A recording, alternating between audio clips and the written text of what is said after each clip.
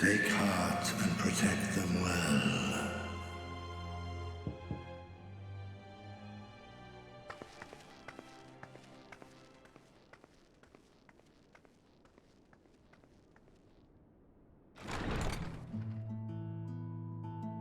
Good, you're here. You haven't eaten yet, have you? We've bought quite a spread if you're interested. Only the finest dining from the last stand.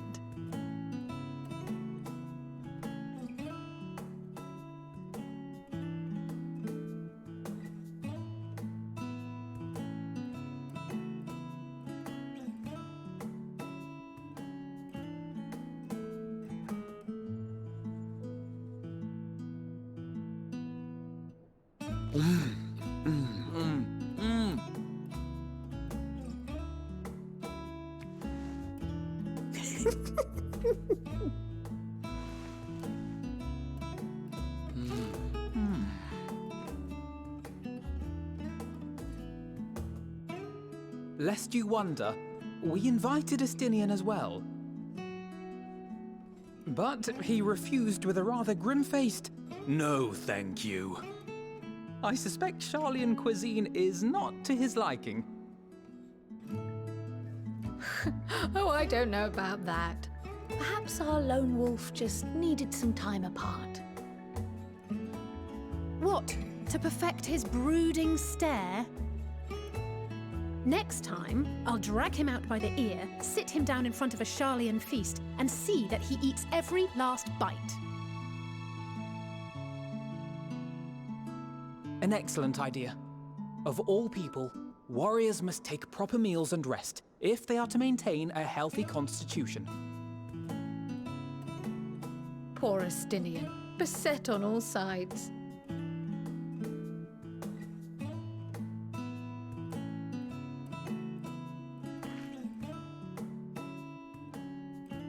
Speaking of one's physical condition, Mistress Cryle, I hear you recently played literal host to Heidelin herself.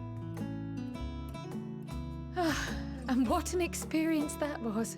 Tiring, yes, but no lasting harm done. If anything, I should have liked to speak with her longer. I've not felt a hint of her presence since. Heidelin instructed you to carry that flower, yes?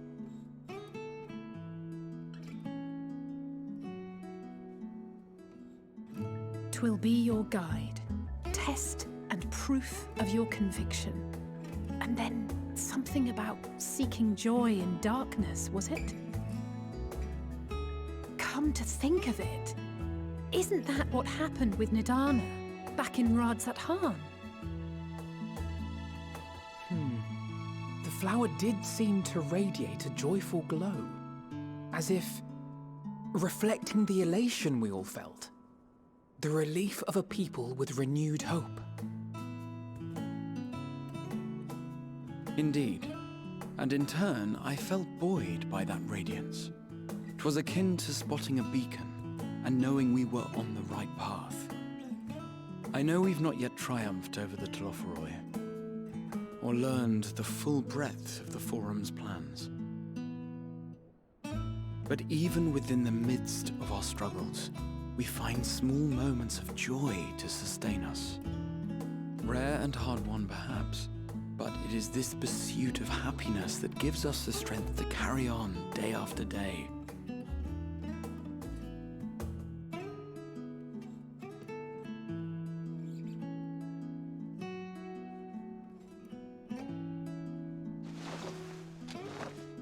Hey, that's mine. To the swift the spoils. Though I recall that levitation spell of yours was quick enough. Only barely. And even at my best, I'm still too slow to wield it effectively in battle. Mayhap I simply require more practice with this new magic. You unearthed it from the depths of Numenon, I presume? Aye, and from a veritable mountain of arcane tomes at that. 'Twas necessary to facilitate my solitary explorations. To put it simply, you used it to sneak around the forbidden archives. Yes. Well, after a fashion.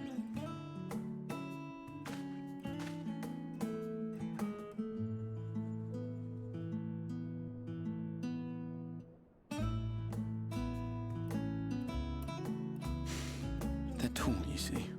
The shelves, they're too tall for me. And I could hardly move the library's platforms without attracting attention now, could I? Oh!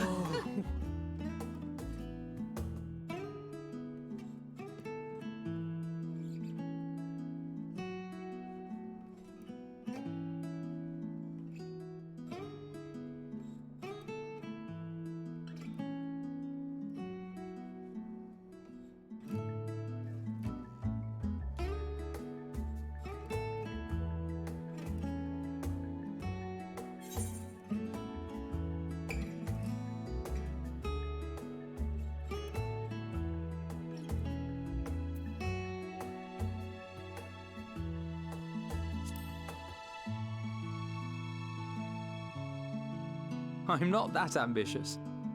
But 'tis pleasant to idle away the hours every once in a while.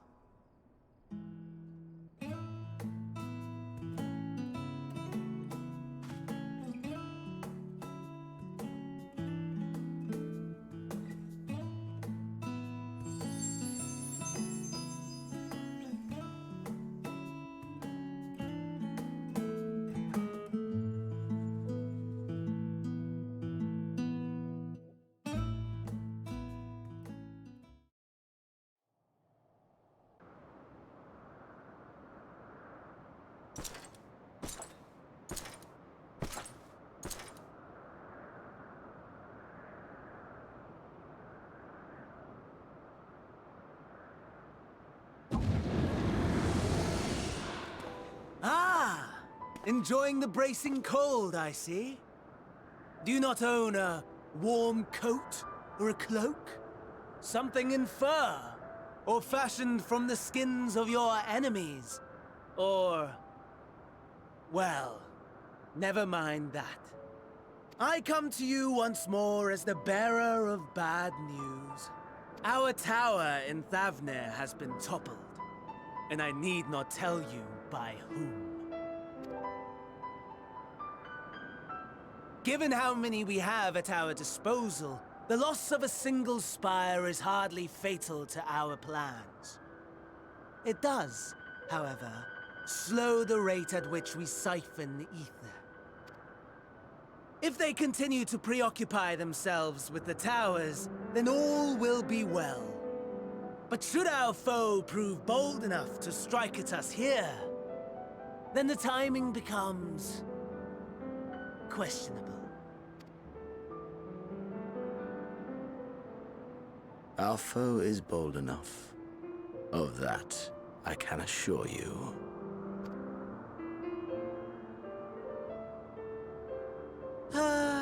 Yes, very well then. I suppose I must prepare a proper welcome. Honestly, talk of your nemesis is the only thing you seem to enjoy. Does nothing else spark your interest? No. All else is... equal. Equally tedious. Equally disappointing. The world is a tepid bog into which we sink, too weak to thrash as the mud clings to our eyes and fills our throats till we blissfully choke. But then came the light, blinding and pure and hot, so very hot, enough to set my soul aflame. I basked in the afterglow until the void yawned once more, and then I knew the muck would never claim me again. There was naught for me ahead, so I drew the curtain on all that had come before. Burn, burn, let the whole star burn. I will have my contest. I will reclaim my moment.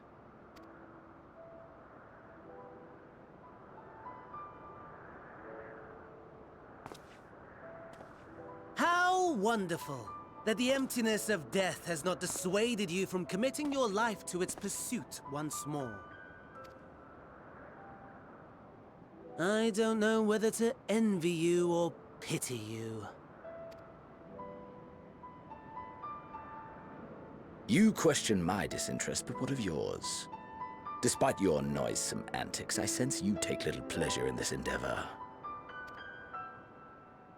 Mercy, my lord. Such pointed barbs from one who barely acknowledges my existence. Nevertheless, you are mistaken.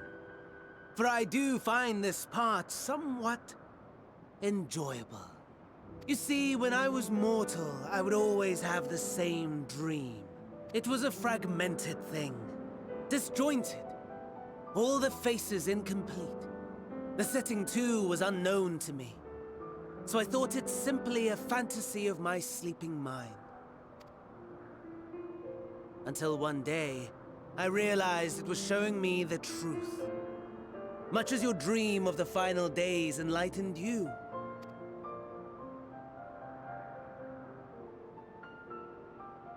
And soon, very soon, the rest of the world will see the truth of my dream, too.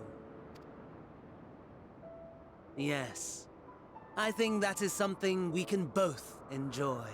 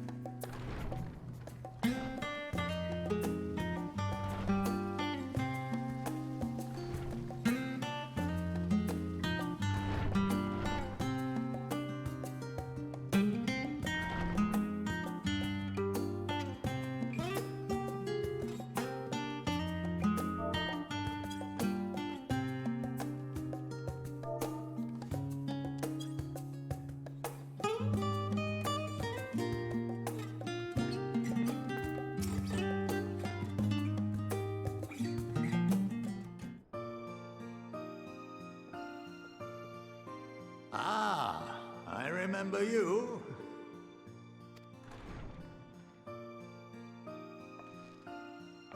I pray we have not caught you at an inopportune moment.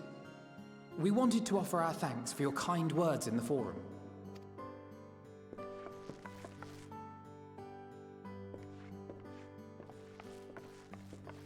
Well, I could hardly let that inquisition go unchallenged. I've always believed that curiosity should be nurtured, not stifled. Thankfully, a majority of my colleagues agreed. A slender majority, aye, but a majority nonetheless. Had the vote not gone our way, we would be having a very different conversation, if any at all. Though I'd like to think you would have not given up on our cause. I'm told you paid a visit to the annex afterwards. Yes, that's right. I was hoping to speak with the grandchildren of my dearly departed friends Galuf and Louisoix in a less dour setting. But it seems I just missed you.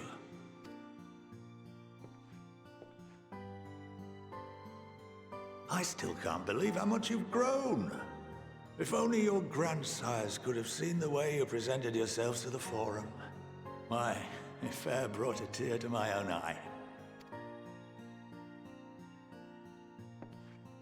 You must have the patience of a saint, putting up with this lot and their antics.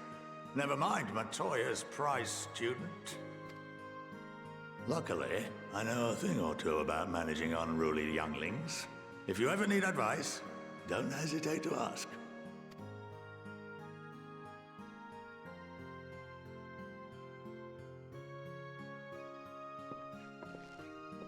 If I may, there is a rather more pressing matter we wish to discuss. What can you tell us of this duty that the Forum must fulfill? Nothing, I'm afraid. Like all humble servants of the Forum, I am sworn to secrecy. Or rather, I couldn't tell you if I tried. Our duty is of the gravest importance. Furthermore, if the particulars were made public, it would incite widespread panic. As such, those entrusted with this duty have been bound by an enchantment, which prevents us from speaking of such matters without the express permission of the Forum. How is that even possible? It's been some time since I last gave a lecture. Please, take a seat.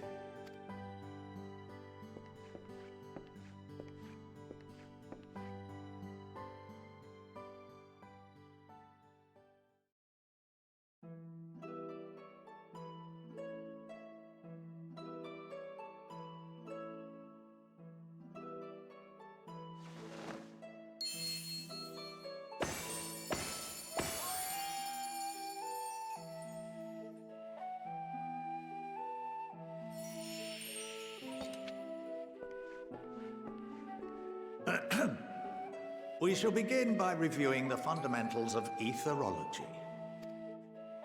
The ether, which imbues us with life, can be categorized into three forms. Two are of the incorporeal sort, the soul, and the memory.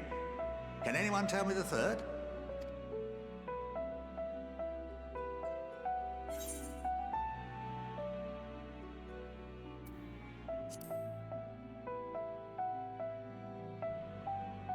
Not entirely inaccurate, but nor is it the answer I was looking for. That would be corporeal ether. This is the form with which the layman is most familiar. Consumed by even the simplest of daily activities, and replenished by the food and drink that sustain us, this form of ether is in constant flux. In contrast, the ether that comprises the soul is rarely subject to dramatic change. The same can be said for memory, as the two are intrinsically linked.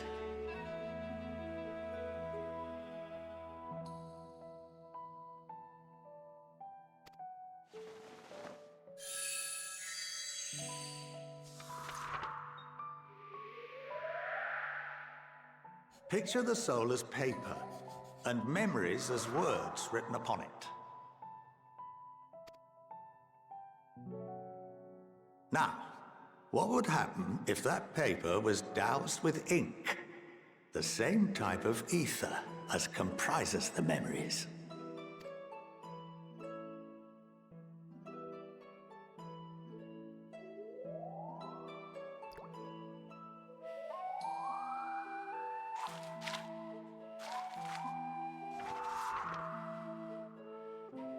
It would blot out everything that was written.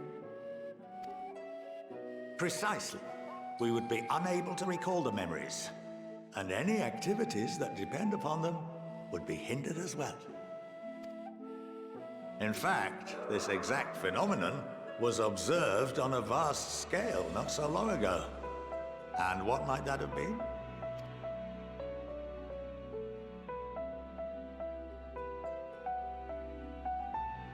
The seventh Umbral Calamity. The people of Eorzea vividly recall Bahamut breaking free of the Lesser Moon and raining hellfire down upon the realm. But no one could seem to remember the events that followed immediately afterwards. Indeed. To this day, we have yet to determine whether it was an unintended consequence or a deliberate act. The enchantment which binds me and the rest of the Forum is based on a similar principle. And yes, it is a contravention of the Sharlayan prohibition against the practice of memory manipulation. Only when a new member is inducted and told of our great duty are they subjected to the process. A necessary evil. You have my word that it would never be used to manipulate the populace. I should hope not. But can this enchantment be dispelled and your memories restored? If 9/10 of our members give their approval, then the process may be reversed. Then, and only then, would we be able to speak freely to others of our sacred duty.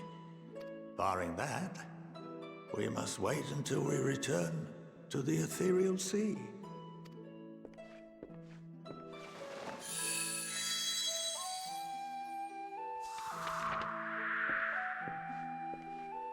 For there we will be purified, the blots upon our souls washed clean.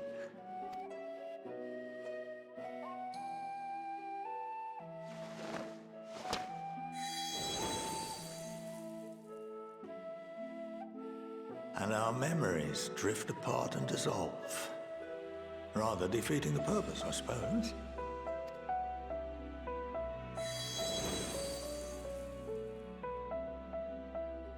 But there are those memories that are indelibly etched upon our souls, some believe. What happens after that? We are reduced to pure ether, coalesce with that of others, and create souls anew. Alternative schools of thought assert souls remain whole and return to the corporeal world, reborn into another form.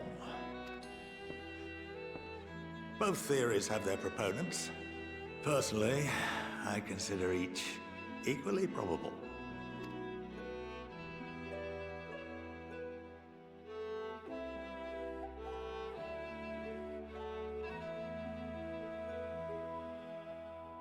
Well, I think that's enough education for today, now that I've given you some food for thought. Or rather, an entire banquet.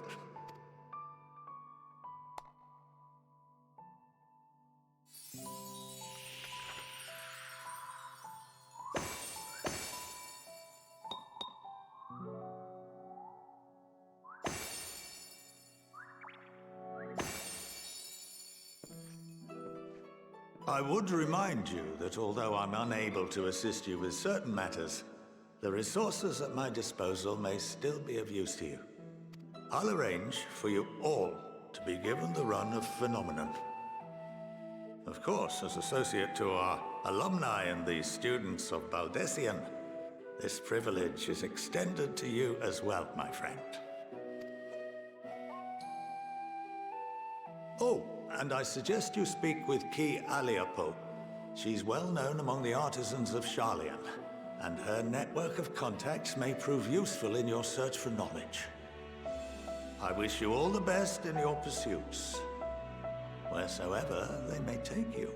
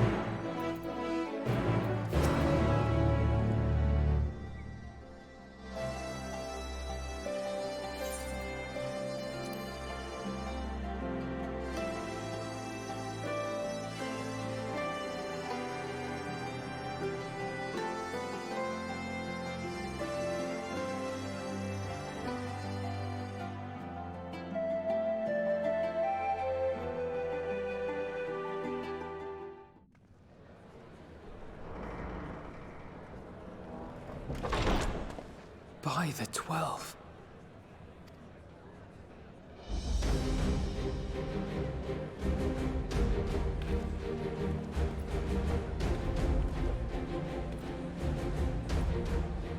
Glad you could join us. I hope you don't mind, but we went ahead and started without you.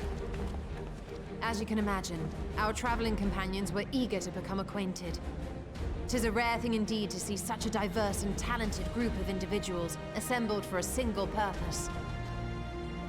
We fight not only for the sake of Eorzea, but for the entire world, including the people of Garlemald. Much rides on the efforts of the Ilsabard contingent. Indeed, which is why I am glad to find myself in the company of many trusted comrades, yourselves included. Lucia! I have come at the behest of Lord Emmerich, who has honored me with the role of Ishgard's representative. And for the good of all nations, not least my former homeland, I am determined to see this mission through to its end. We have a hard road ahead of us, but walk it we shall, together.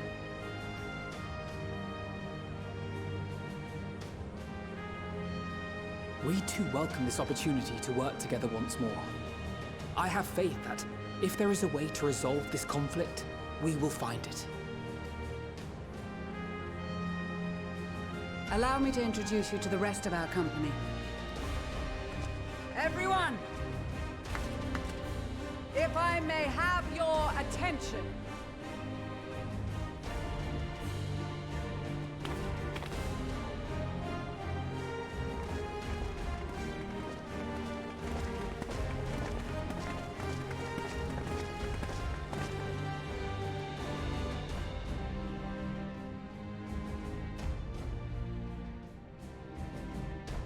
Might I ask you to speak first?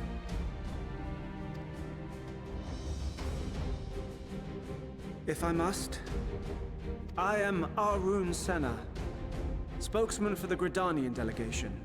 Here on behalf of my esteemed sister, the Elder Seedseer, we shall provide support and protection to those in need during our time in Garlemald.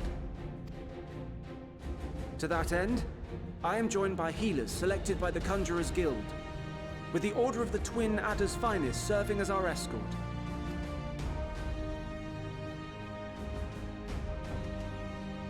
Of course, with an experienced white mage such as yourself accompanying us as well, those requiring more involved treatment will be in safe hands.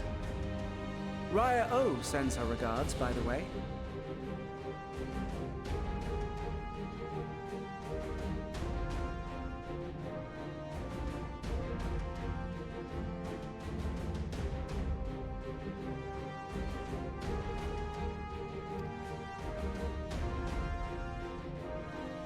Suppose I'd better say my piece.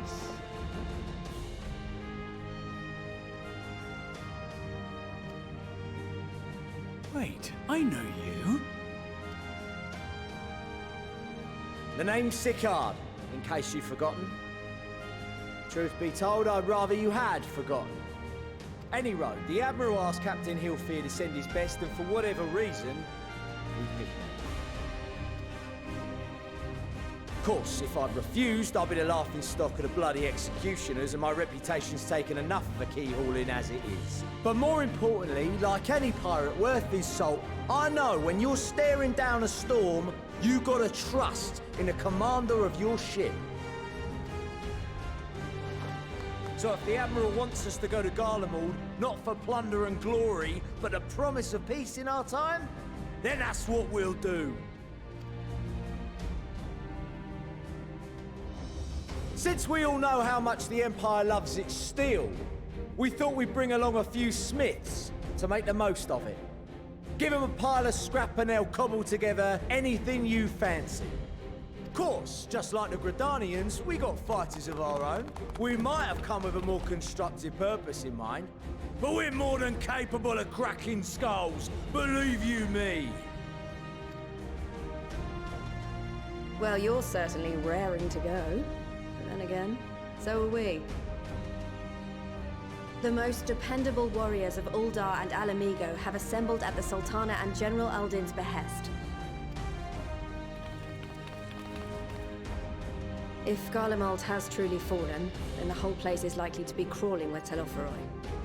We'll need plenty of troops to clear and hold a path for others to follow. That's where we come in. Naturally, Marshal Tarapin and I will be leading from the front.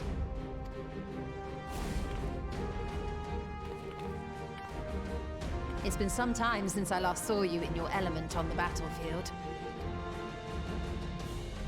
From what I've heard, you've become pretty fearsome yourself.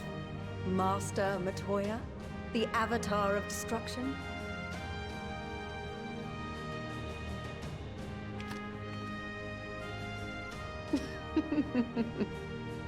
With comrades like these, I know we'll succeed, no matter what awaits us.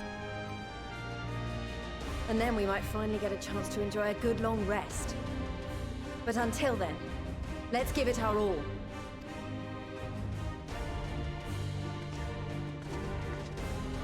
As for Ishgard, we Temple Knights have come in force to uphold our nation's commitment to the peace and welfare of our allies. The bitter cold of Garlemald is a formidable enemy in of itself. Our experience fighting in ice and snow will prove invaluable in the days ahead. Accordingly, I have been designated commander of the Ilzabard contingent. I will do all in my power to provide you with the leadership and guidance you require. The four high houses, House Hylinart foremost among them, have arranged for a host of machinists to join us on our mission. Their knowledge of Imperial Magitech is sure to be a great boon. They will address any problems of a technical nature, together with the smiths of Limpsa Lomitsa. There is another awaiting introduction. Lord Emonelaine! Ah, yes. Emonelaine de Forton, at your service. Though, lest there be any misunderstanding, I should stress that I've not become a fearsome warrior while you were away. Rather, far from it, actually.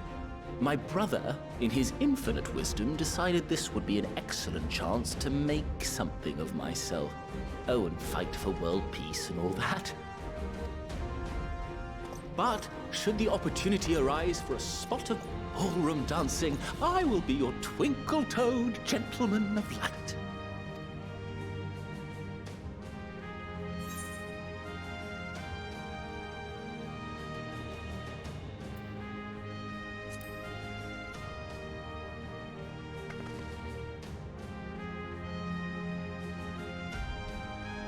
Huzzah!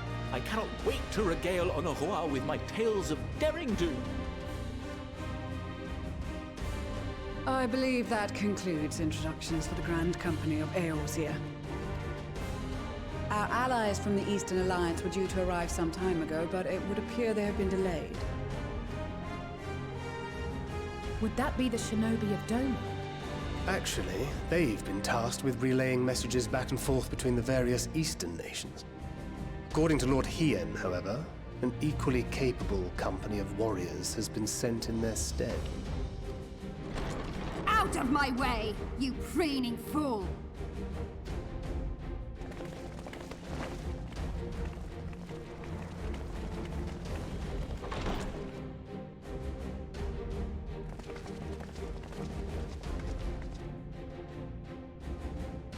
Forgive us for coming late.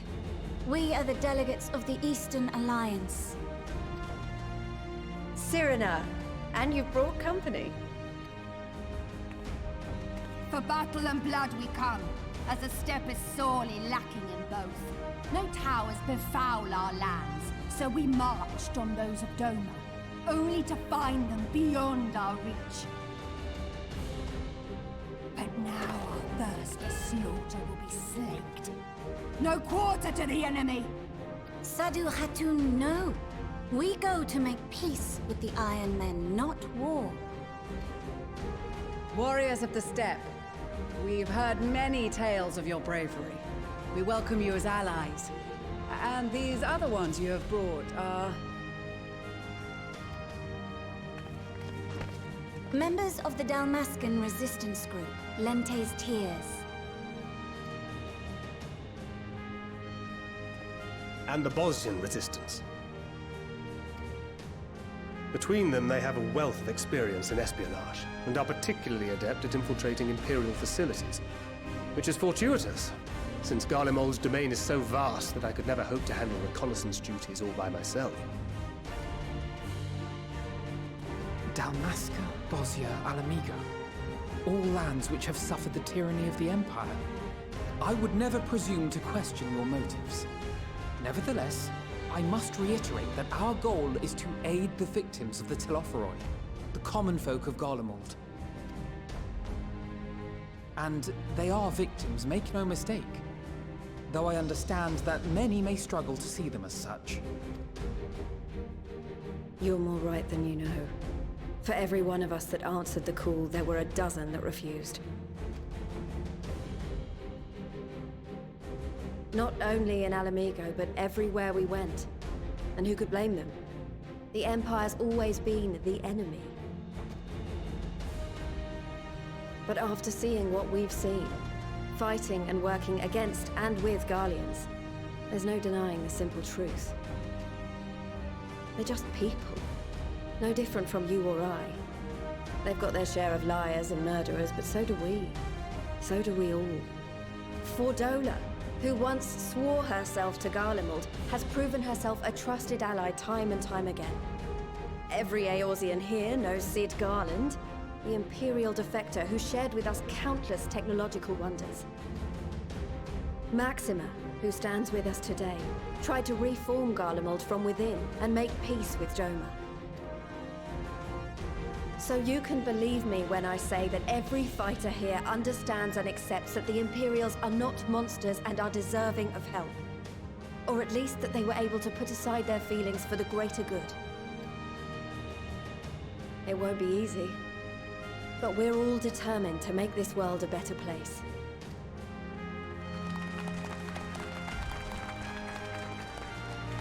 What lingering concerns I may have had were clearly unwarranted. I agree with everything you said wholeheartedly.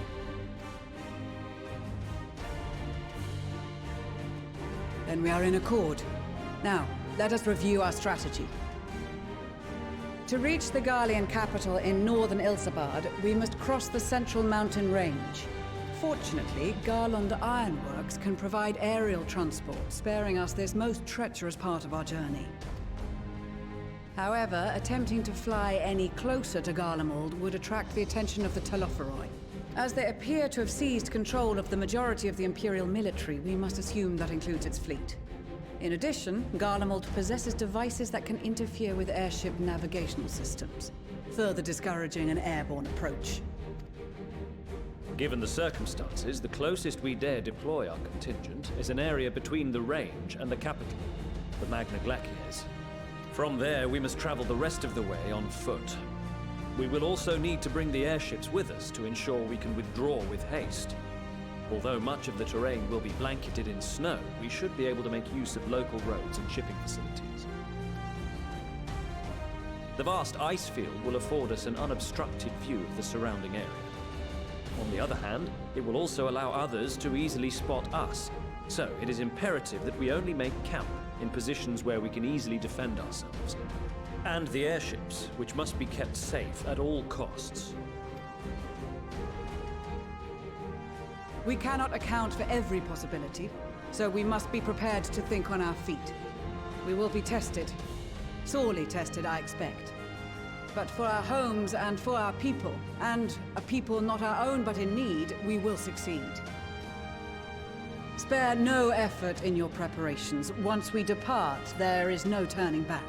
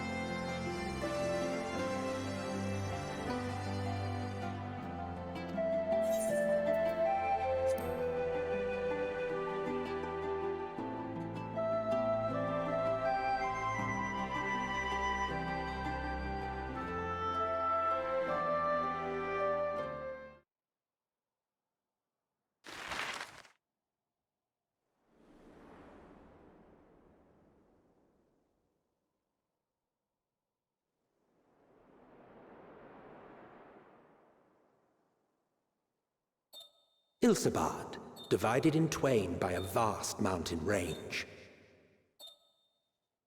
Those who would traverse its jagged peaks face peril at every step. But why go by foot when one can simply fly?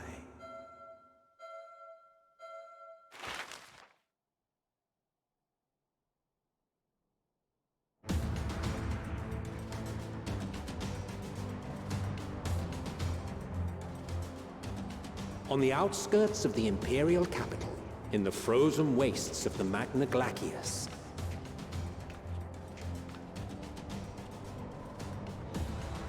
the winds howl in icy protest, as if to warn against further trespass.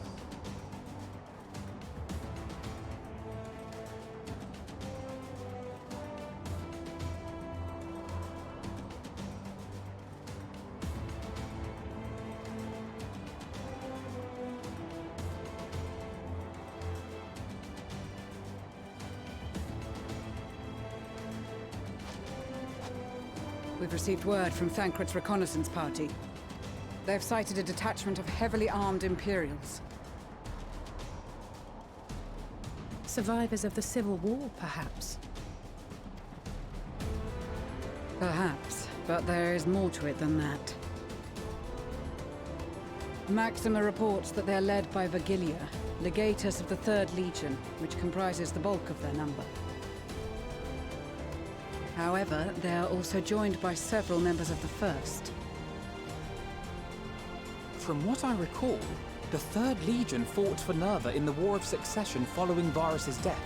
The 1st, on the other hand, were under the direct command of the Emperor and rejected Nerva's claim to the throne. These legions were enemies. Indeed. In fact, our sources claim that it was a conflict between them that sparked the Civil War. Yet now, these former foes cooperate to defend a ruined Garlemald from invasion. Then it is all but certain they have been tempered. So, what's the plan? If me and my crew is out reaving, we charge straight in, no messing about. But that ain't what we're here for. Quite right. Soldiers or no, they are people of Garlemald, the very ones we have come to aid. Direct confrontation is unavoidable. Nevertheless, we must make every effort to limit casualties on both sides. Rather than kill them, I would remove them from the field. How so? Savage beatings, disarmament, and imprisonment? Not impossible, but easier said than done in the heat of battle. Having observed the opposition, I imagine Thancred had something to suggest? He did. He and the other scouts have already infiltrated a supply depot some distance beyond the Imperial detachment's current position. Stored within is a stockpile of Magitech armaments, and once we give the signal, Thancred's team will destroy them all. In so doing, we will deprive frontline troops of materiel, and likely force the detachment to send men to investigate. Divide and conquer. Not a bad idea. Once the scouts have finished their preparations, we will split into 2 groups. The first will form the vanguard, while the other brings up the rear with our supplies.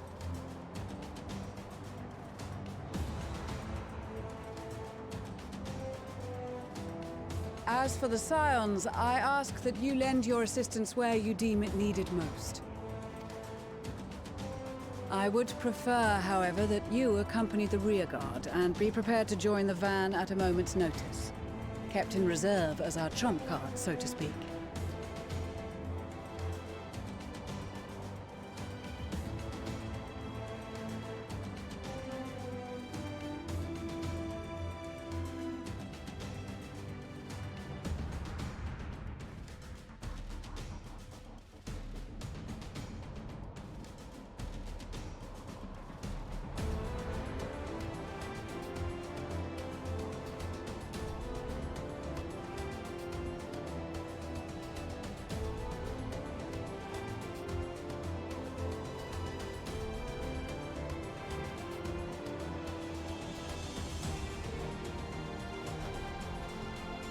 Your proposal was well received. More specifically, they asked that we destroy the Imperial's toys in as spectacular a fashion as possible. Stoller always did have a flair for the dramatic. She's not an easy woman to please, but I shall do my best to satisfy her thirst for fireworks. All right, once more for my peace of mind. Our first objective will be to rig the enemy's magitech with explosives. After we've withdrawn to a safe distance, we'll detonate them remotely. Our second will be to issue a deactivation command to the automated units via the control terminal. If our calculations are correct, this signal should reach those deployed on the front line, giving our friends a much-needed upper hand. The blizzard will help us stay hidden, so let's aim to get in and out before it passes. Trust in the plan, and we should all live to see tomorrow. In the meantime, I will relay messages back and forth as the situation unfolds. You'll forgive me if I ask again, but are you certain you wish to play the lone wolf? Wouldn't have it any other way. Call it foolish and reckless if you like, but I'll get the job done. I always do. Very well. I wish you the best of luck.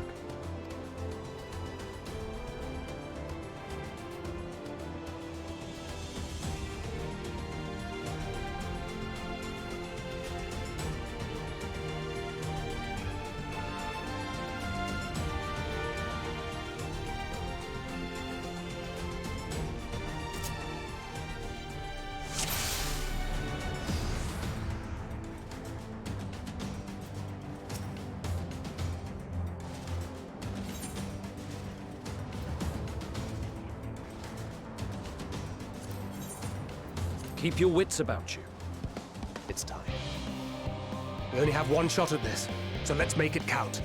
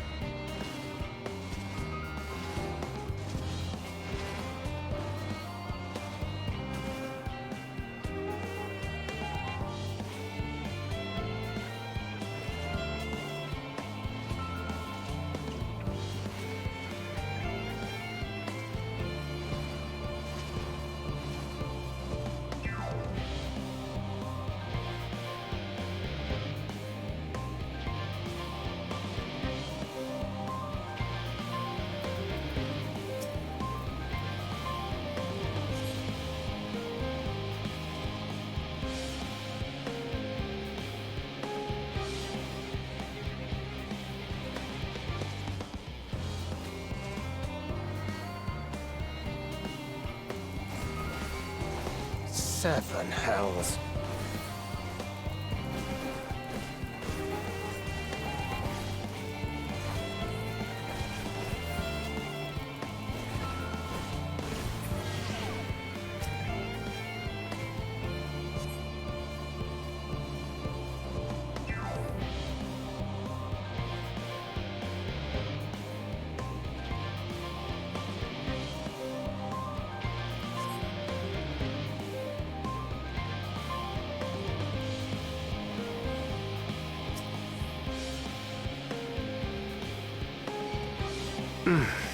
Must be losing my touch.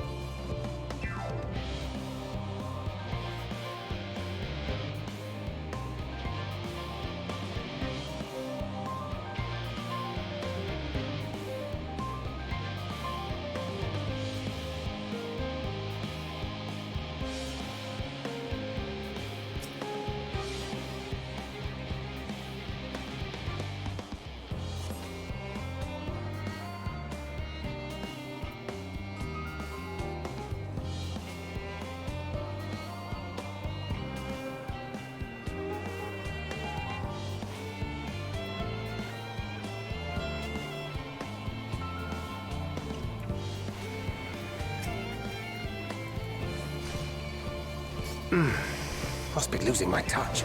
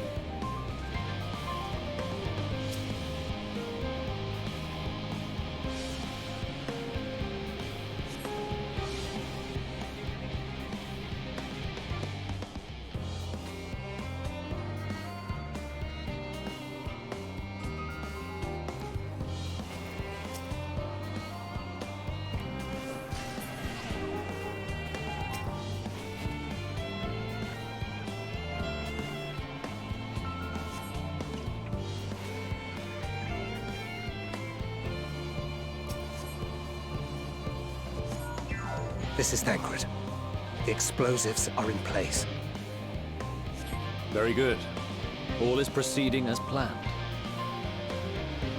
Head to the control terminal. It should be to the northwest. Understood. Have the others wait at the rendezvous point.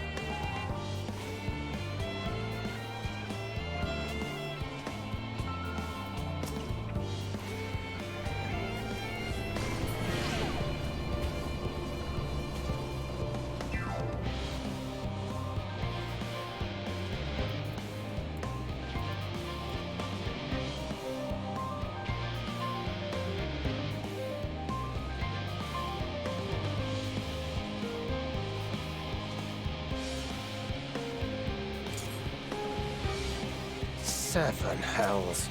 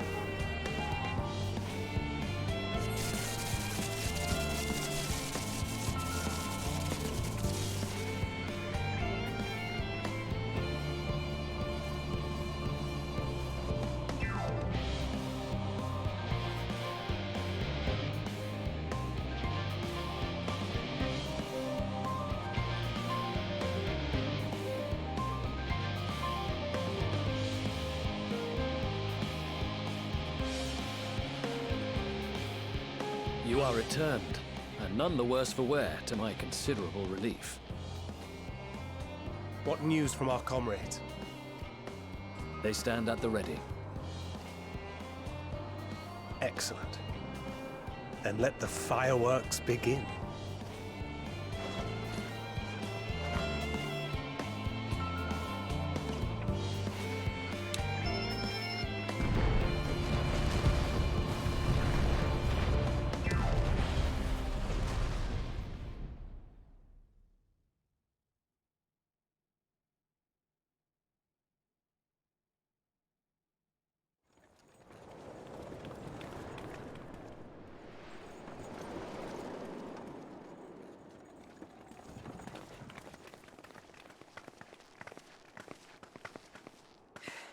The blizzard's beginning to clear.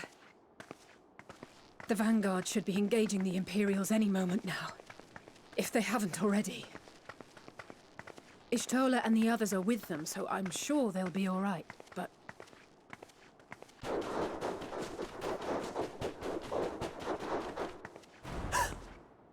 Wait! Something's coming!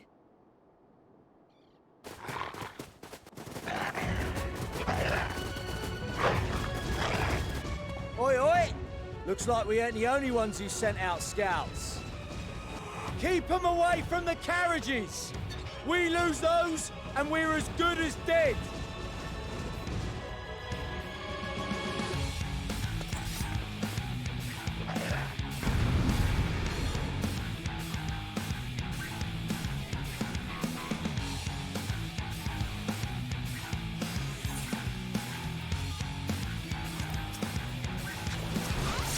Fighters! Protect the others!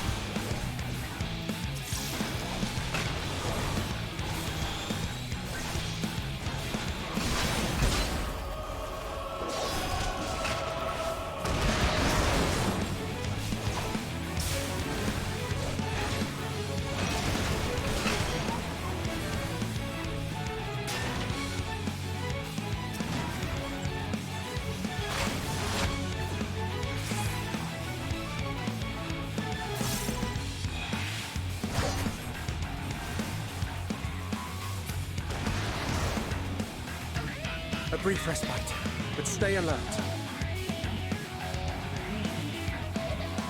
Keep the carriages safe.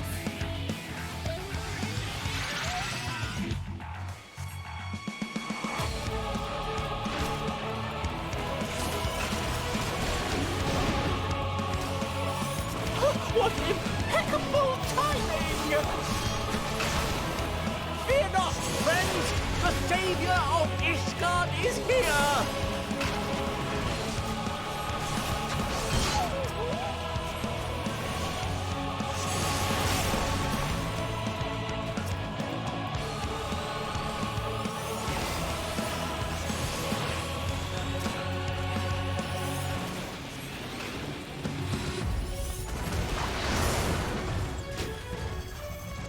A fine display, but the other carriages are still in danger. Go on ahead. We'll hold the line.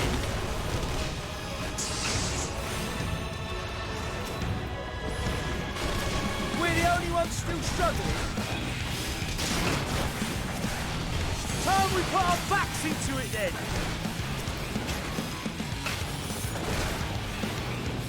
I've been itching for a good scrap.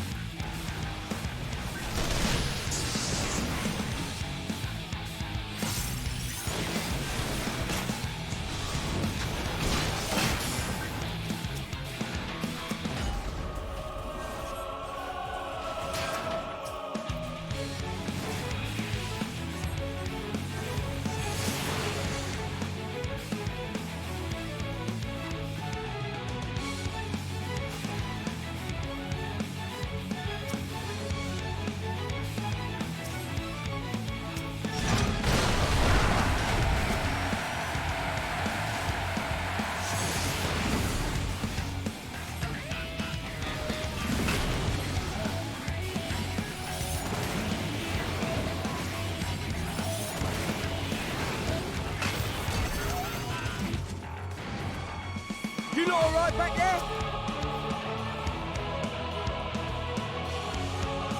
We're fine and ready for more. Hear that? Get to the front, turn the tide.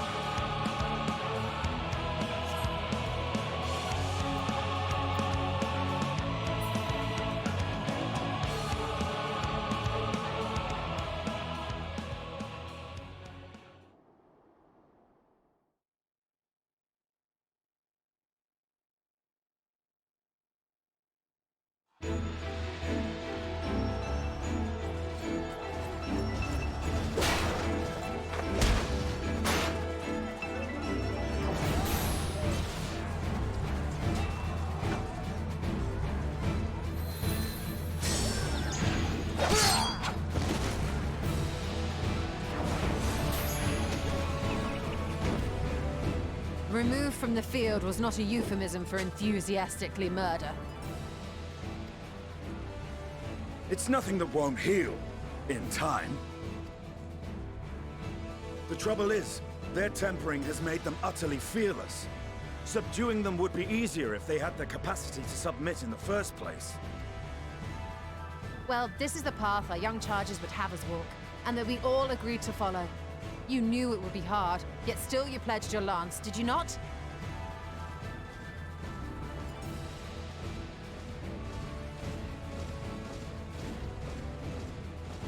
That I did.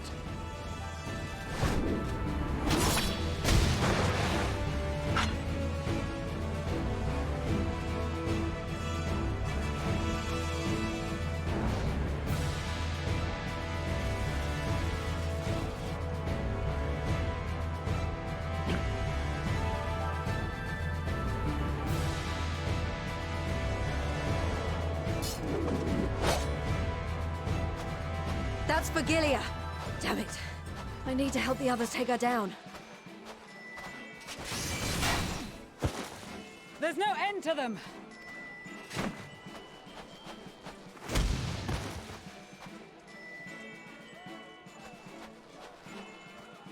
I was wondering when you'd turn up.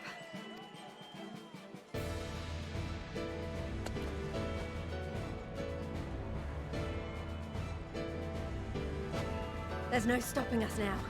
Come on, let's show them what we're made of.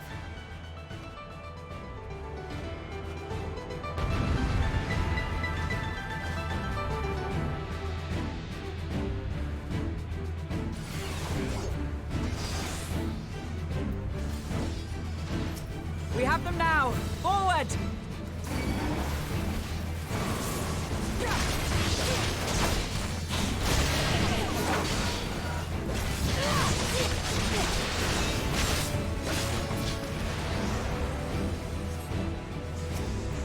Right! Let them have it!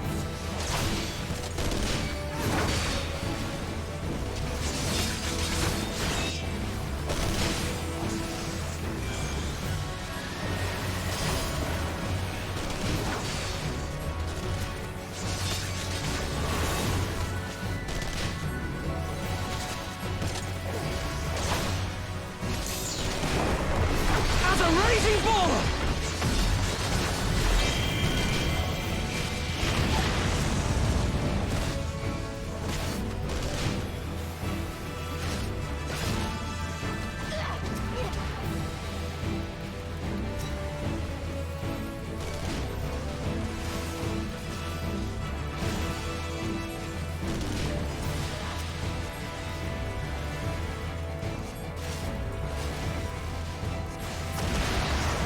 That's her! Virgilia!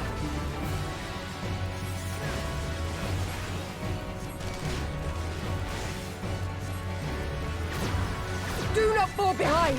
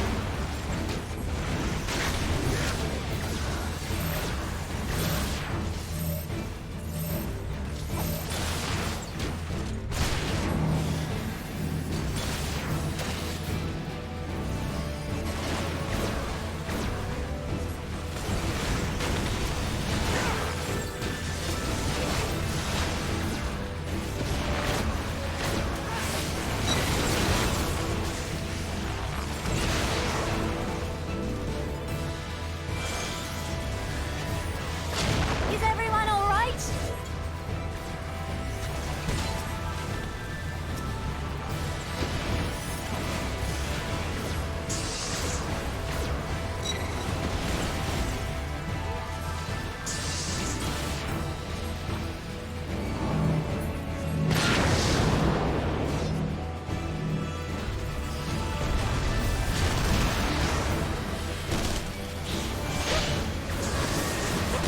Or die!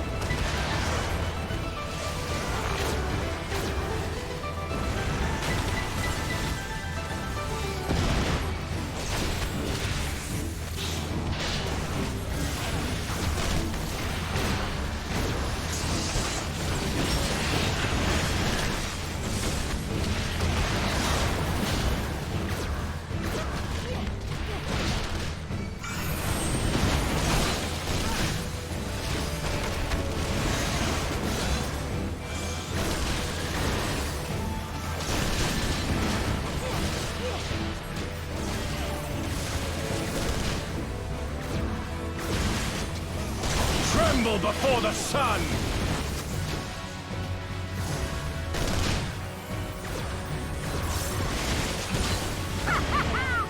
May your scream fill the air!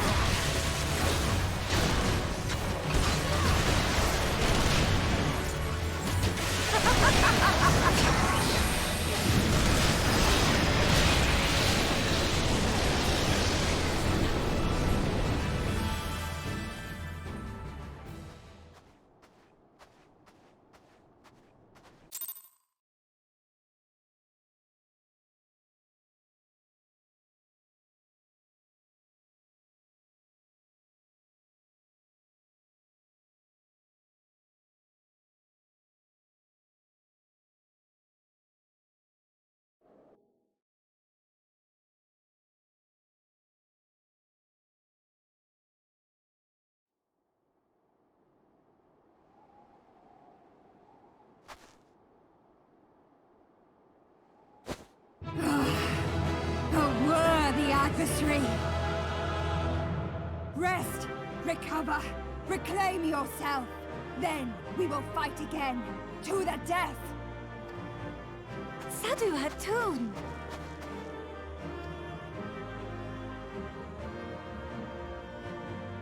That was the last of them. The day is ours, thanks to your timely arrival. What of the supply caravan?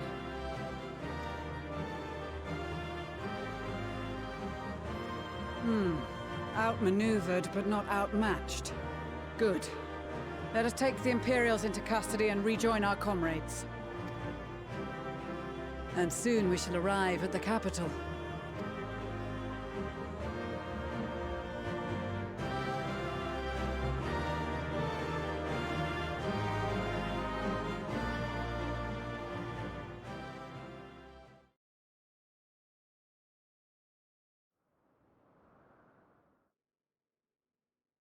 So cold and unforgiving. Thus spoke Emperor Solus as he gazed upon his barren domain.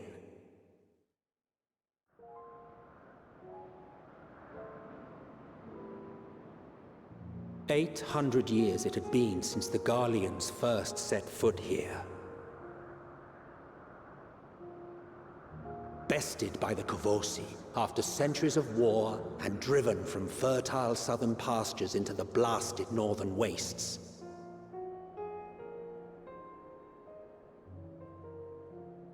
In that garden of desolation, they clung to one another for warmth, freezing, hungry, desperate, hated.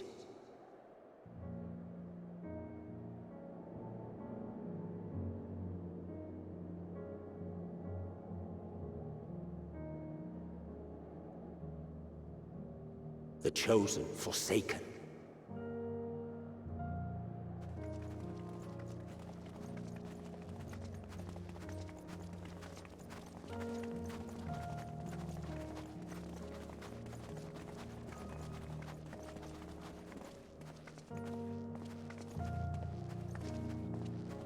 In the year 1513 of the 6th Astral Era, a young legatus named Solus single-handedly sparked the Magitech Revolution.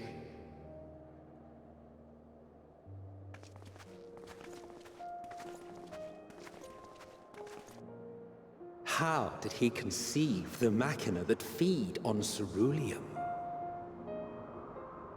Once a common, soft-spoken soldier, how had he so quickly ascended through the ranks? Like so many others, those who knew the truth are gone. Taking in the capital with his eyes for the first time, I recall thinking to myself, far colder on the earth than in the heavens.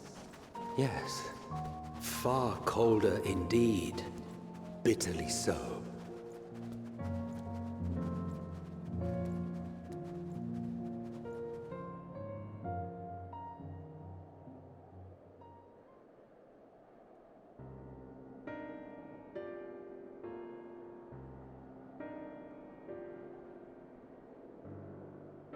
Not so much as a whisper.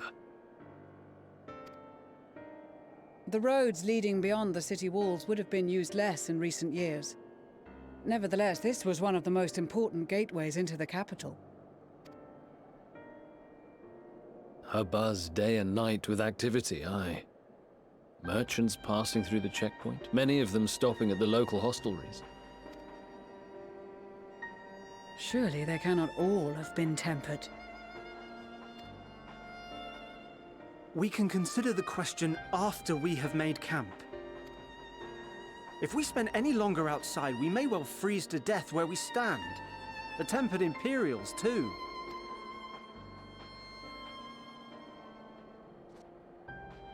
This will be our temporary base of operations. Secure shelter for ourselves and the injured, and dispatch scouts to survey the surrounding area. If we're planning on staying here a while, we ought to give this place a proper name. Well, the constant sound of ice cracking underfoot makes me think of broken glass. An apt name, perhaps. But enough of this. To work, everyone!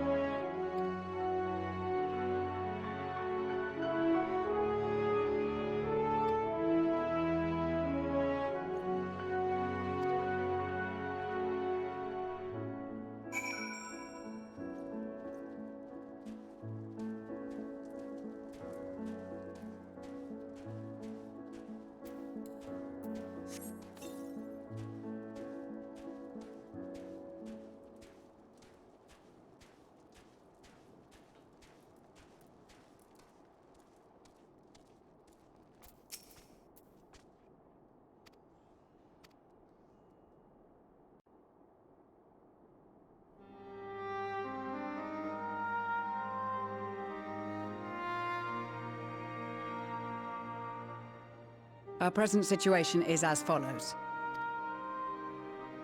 Efforts to aid the people of Garlemald have begun in earnest.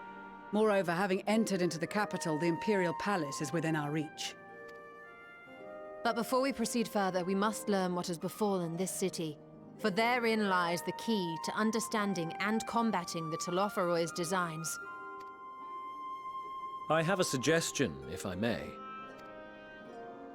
Several of the Imperial soldiers we captured on the Magna Glaciers are members of the Populares and acquaintances of mine. Once we have cured them of their tempering, they should be able to give a reliable account of the events leading to the capital's downfall.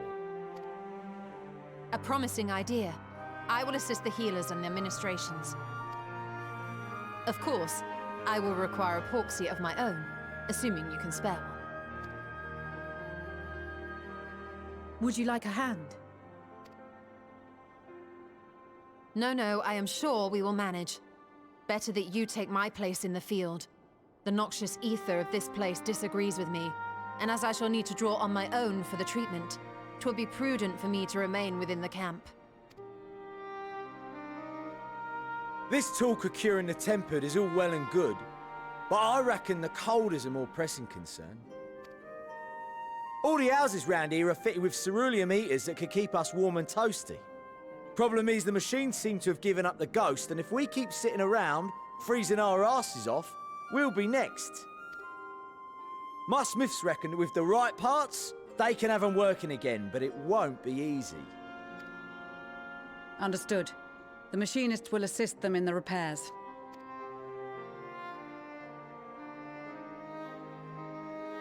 The rest of us should either stand watch or survey the area.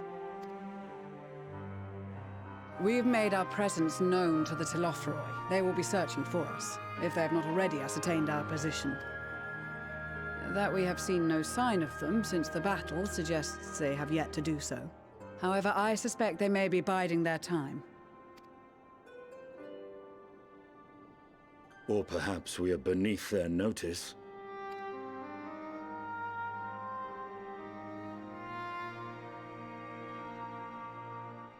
In any event, we'll find no answers standing around here. Urianger, Estinian and myself have visited Garlemald recently, so we'll lead the reconnaissance efforts. Perhaps bolstered by a few Bosnian and Dalmatian scouts from my previous excursion for good measure.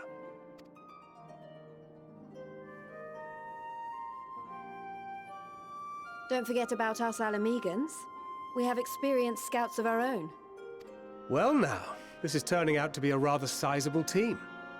With such numbers, we should be able to cover a wide area with relative ease, including that surrounding the Imperial Palace. How about you, Graha? I have a feeling we'll find a use or two for that vanishing spell of yours. Twould be my honor to be of service, though I doubt that you of all people need rely on my tricks. That leaves us with guard duty. As a matter of fact, I have something else in mind for the two of you and Alphino. Between here and the center of the capital lies the Eblan Rhine. I would have you search the area for survivors. Your keen sense of direction, honed in your extensive travels, should prove useful in navigating the ice fields.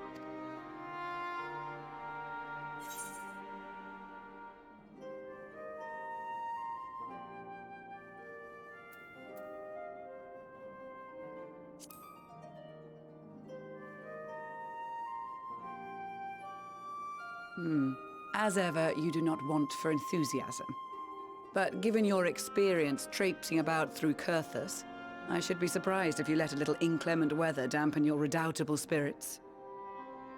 And even if that were the case, the promise of hot soup upon your return would surely spur you to action.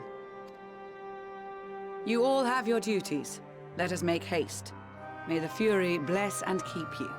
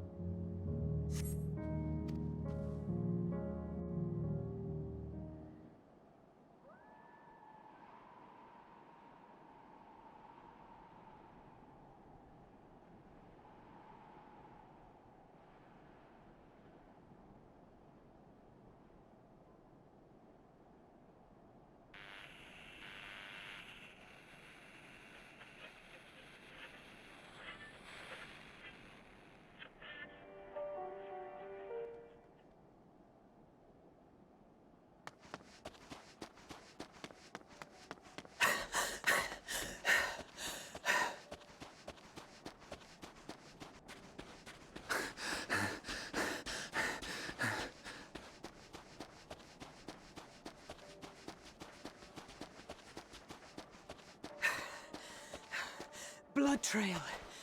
We found one. They were attacked.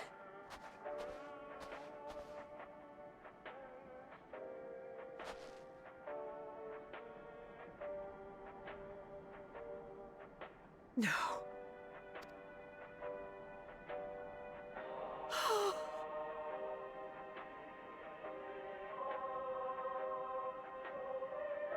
Why? Why wouldn't they?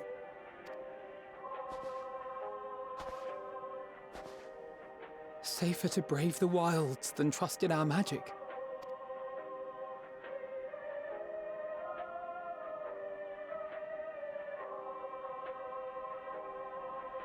We should have... I should have...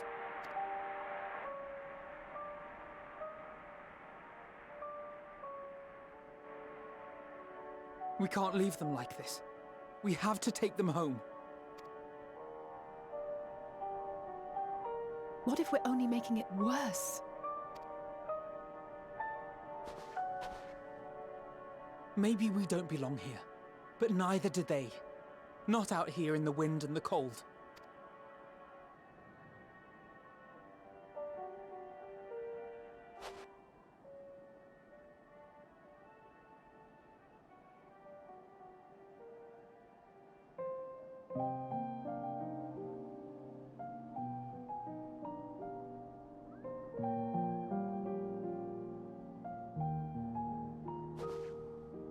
I heard the story about Varus's voice from beyond the grave. Of course, I didn't believe it, but Licinia and her sister did. Perhaps there is something to the tale after all.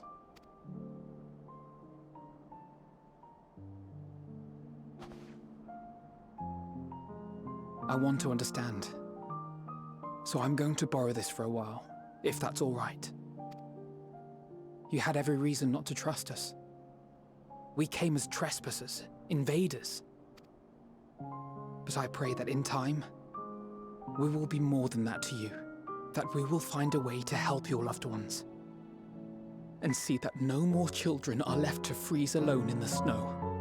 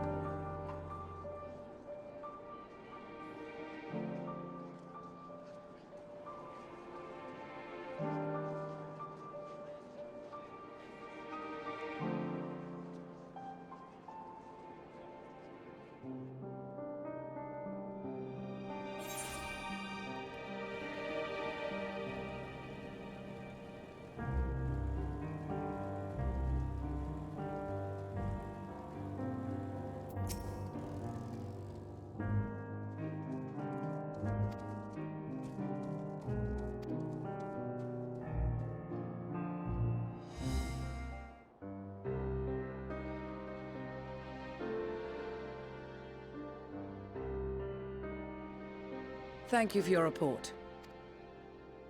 We shall inform the troops of these developments and instruct them to proceed with the utmost caution should they encounter any survivors.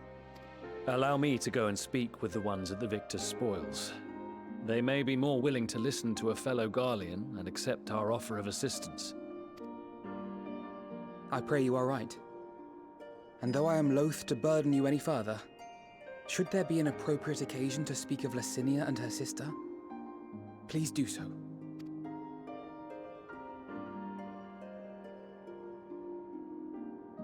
I am sorry to have put you through this. My distress is nothing compared to their suffering. So tell me, what else have we learned?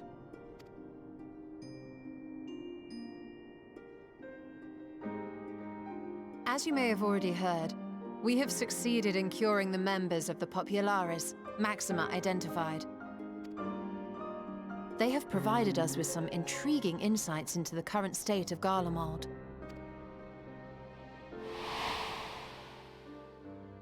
The assassination of Emperor Varus was the catalyst for the civil war. Nerva declared his claim to the throne, and his opponents refused to recognize it.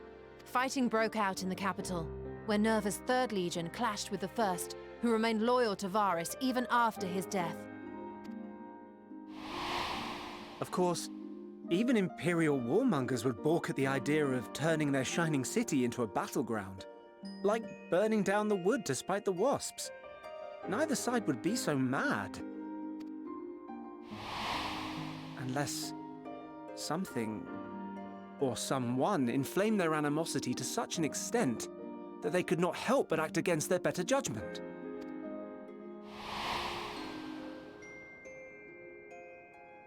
It brings to mind events at the Gimlet Dark, does it not?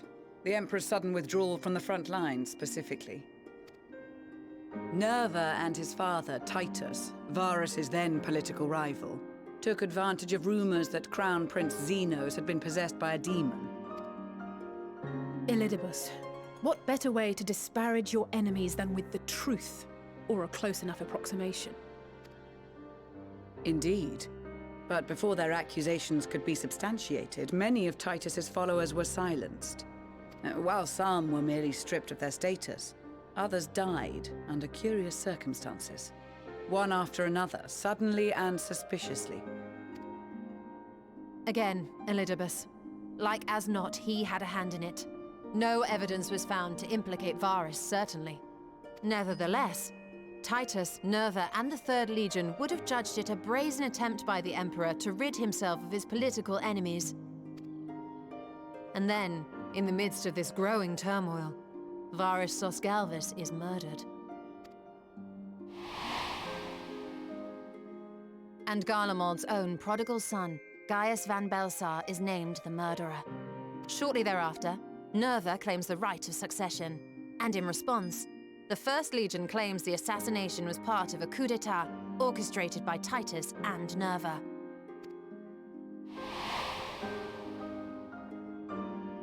So no one is at fault, and everyone else is to blame. I should add that both parties received substantial financial backing, presumably to provide them with the means and encouragement to pursue a swift victory, and that these contributions came from the self-same benefactor.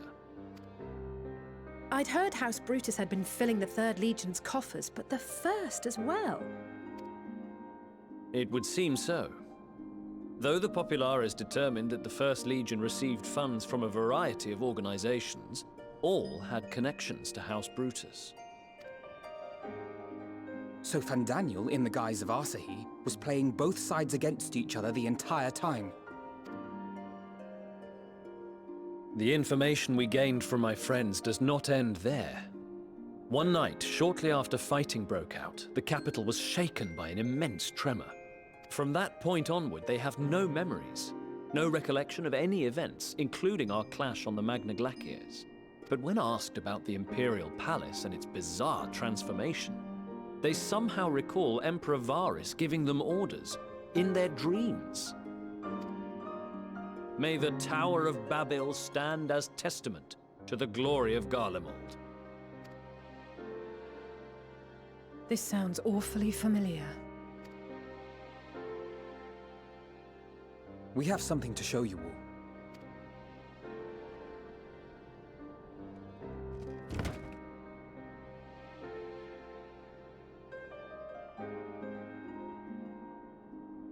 Varus spoke to them through this radio. Perhaps it was a recording, but if not, that would be inexplicable.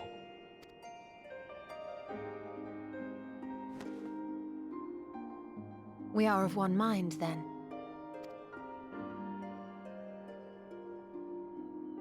The ether that permeates the ore used in this device is almost identical to that of the talismans. I see it. While it is likely more by coincidence than design, these devices might also ward against a primal's influence. A picture is beginning to form. If the tremor felt throughout Garlemald was a wave of ether emitted by a primal, then while those within range would have been tempered, those huddled around a radio desperate for news concerning the Civil War would have been spared. No wonder Licinia kept it close. My friends! I must speak with you! A young man was caught trying to steal our supplies. He is a soldier of the Iron Men, we think, but one who has not been made thrall. Thankfully, Magni restrained him before blood was spilled. The stranger is outside, if you wish to ask him questions. I think we do.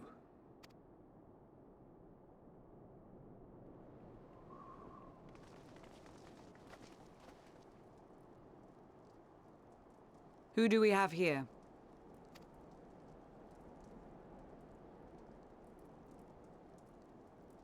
Garleans?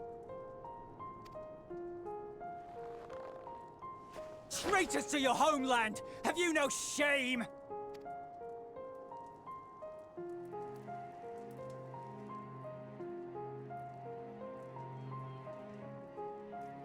I am Lucia Junius, a Temple Knight of Ishgard. And you are? Iulus Pier Norbanus. And that's all you invaders will get from me. We are not here to invade Garlemald. Far from it. Like you, our allies in Eorzea and the Far East fight in defense of their lives and their loved ones even as we speak. But it is the people of Garlemald who have suffered most. This we know. And that is why we have come to offer you our aid, that we may unite against our common foe.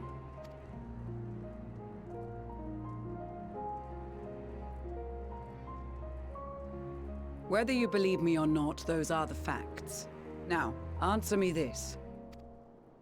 Why would a proud soldier of the Empire be reduced to stealing? The situation must be dire indeed for you to go to such lengths. If it is supplies you seek, we would gladly share ours, or turn a blind eye while you leave with your spoils. I will not negotiate. My commander will determine how to deal with you and yours. If you wish to treat with him, I will take you, but no more than 3. I don't much like the sound of that. But if we do accept his proposal, I suggest the 2 of us and...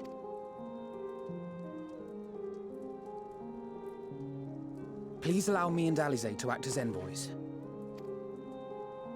May I ask why? We have seen with our own eyes the hardships the Garleans face. How their futures and lives hang in the balance. It's not the warmest invitation, but it's an opportunity to prove our intentions true. Maybe not a chance to make things right, but a chance to make them better.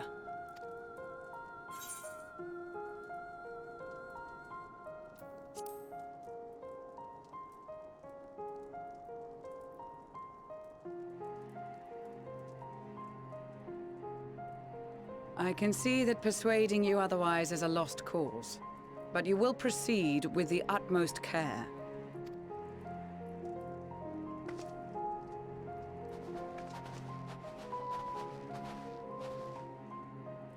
A couple of children and what?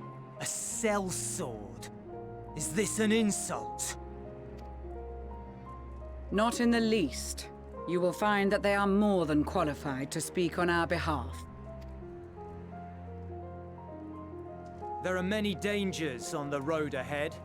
I will need that back.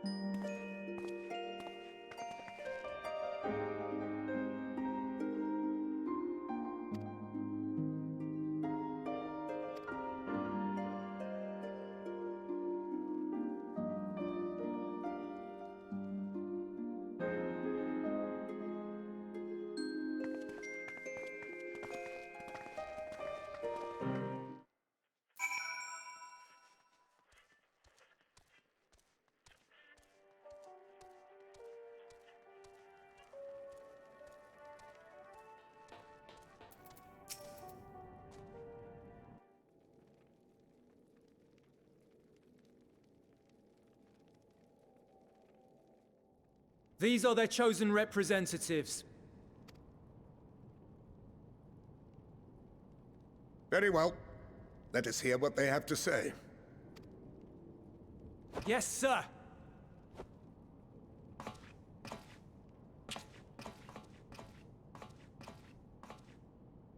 I present to you our commander,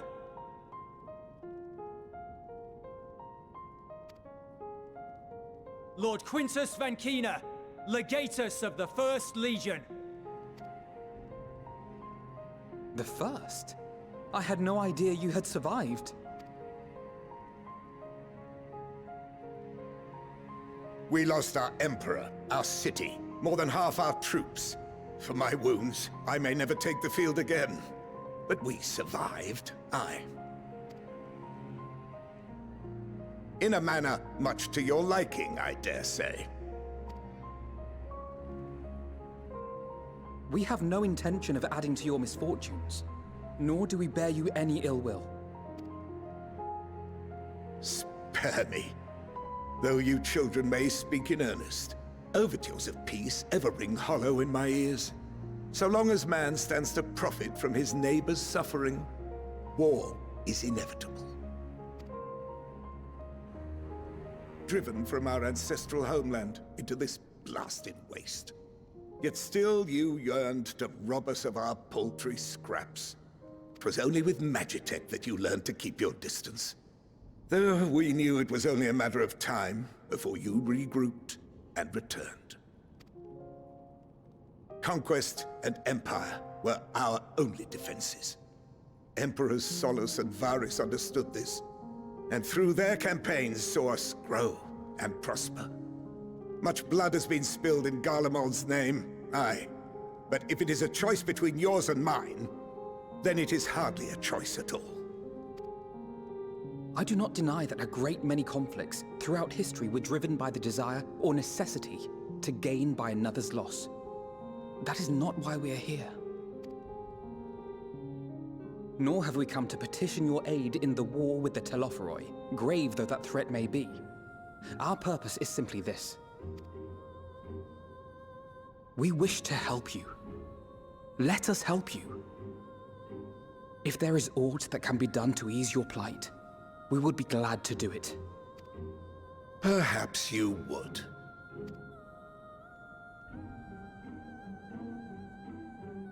But regardless of the ideals you espouse, your leaders would not send an army into Garlemald if they did not stand to benefit. If we accept their aid, they will expect their efforts to be rewarded once the Telophoroi are no longer a threat. And after compensation and concessions, the great empire would be brought to heel. Her enemies rejoice at her downfall. Our third eye, a mark of shame. We won't stand idly by and let your people be humiliated. And we're not alone in that. We only want to make a difference, to make this world of ours better. Surely you can understand that. What I'm trying to say is, there are so many people who just don't care about making you suffer. And maybe that's almost insulting after all the suffering you feel the world has subjected your people to, but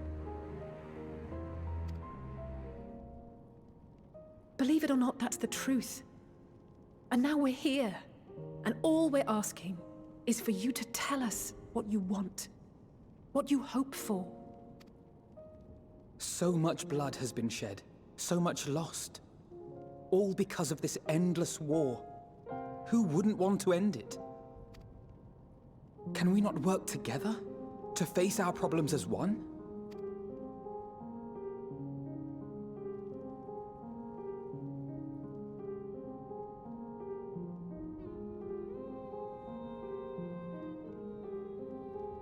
Answer me this, young peacemakers. If a world without conflict is your desire, why reject the unity and prosperity of Garlemald? Is it because we do not share your faith? That we do not share your heritage? That our ideals and virtues differ? That we cherish and hold in the highest that which you do not? Disparity is the root of discord, and peace built on compromise is flawed and fleeting. Happiness for one and all is a dream, and the reality is that to the victor go the spoils. That is why we Garleans will never submit nor surrender. For freedom and for pride, we will remain true to ourselves until the bitter end. That is my hope.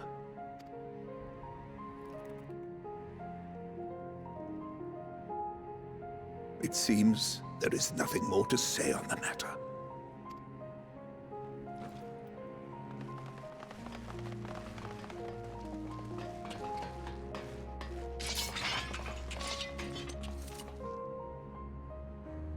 You will remain here while I decide what is to be done with you.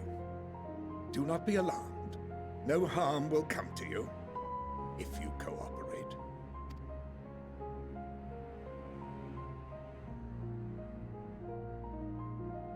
We will not resist.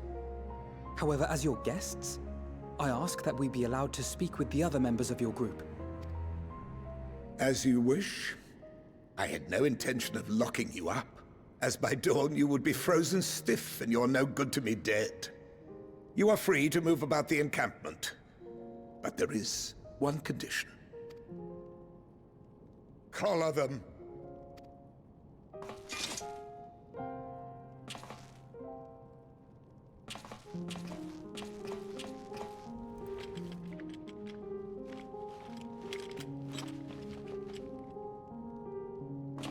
What are these?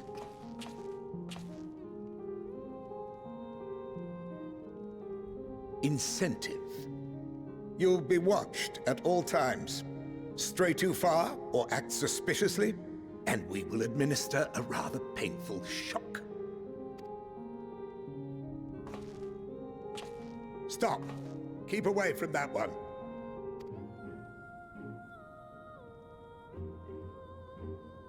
The champion of Eorzea is not so easily cowed.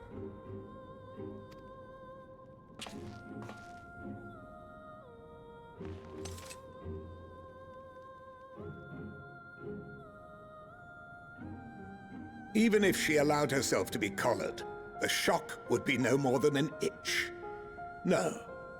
If she refuses to obey, we will activate the twins' restraints instead.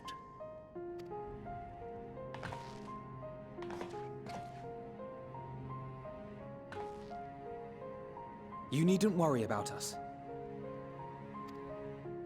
We'll forget we're even wearing them soon enough. Even now, you still... Why go to such lengths? What is it all for?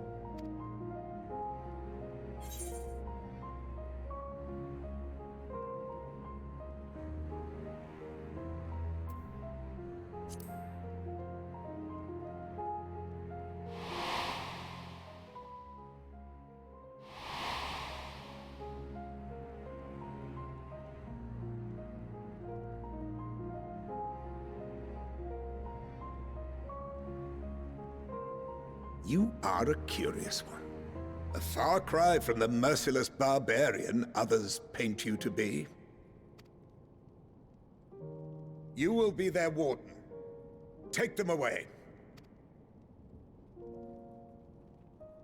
Yes, sir.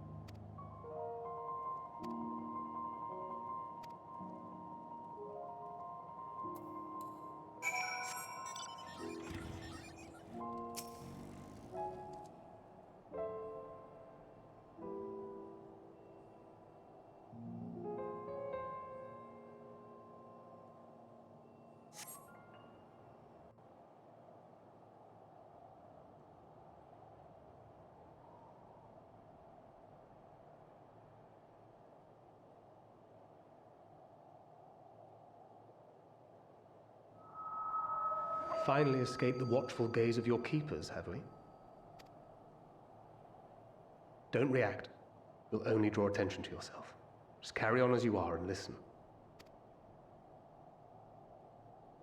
After you left with the Garlean lad, Lucia bade a few of us scouts follow you at a discreet distance. We observed you being led into the station, but decided against venturing inside. When you emerged sometime later, and we saw that the twins were sporting Magitech collars, it was clear what had taken place. Now, as quietly as you can, tell me everything.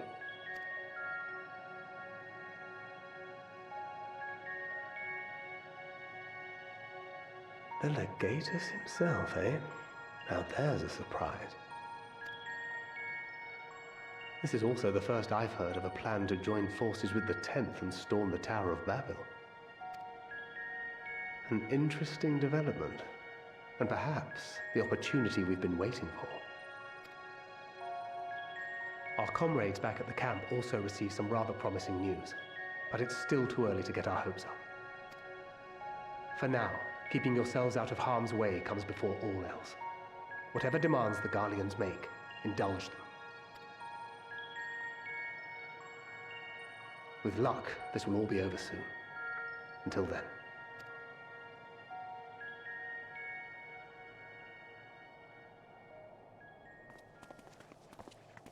They had not gone far. We searched high and low, but no luck, I'm afraid. I might have guessed you'd be the only one to find anything. I wasn't expecting much to begin with.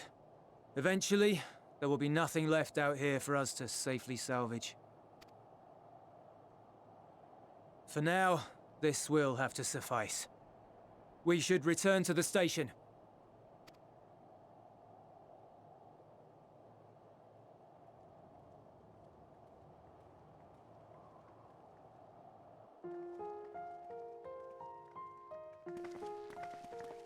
Ah, there you are.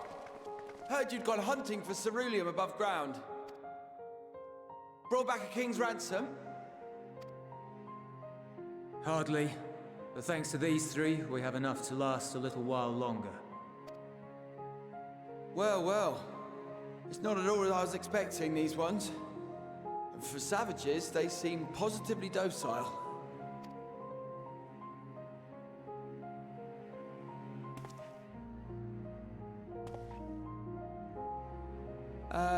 It's a poor attempt at humor. In all honesty, I'm grateful for your efforts. But even with another night of warmth, there are those among us who may not live to see the morrow.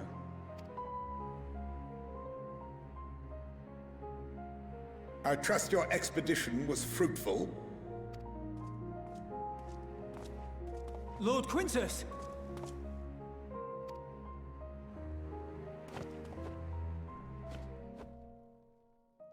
Use what you procured to refuel the armor.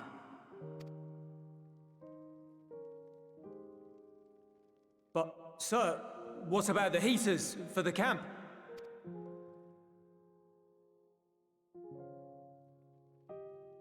The time for action is upon us.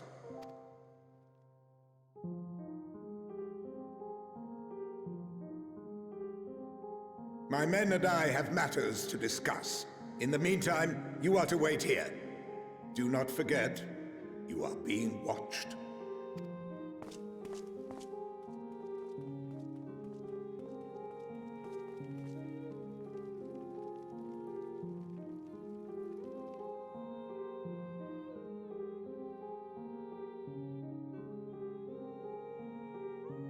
The time for action. What did he mean by that? I can only speculate. Clearly something requiring their magitech, given what we just heard. Whether they plan to utilize it now, or after they join with the 10th, is another question.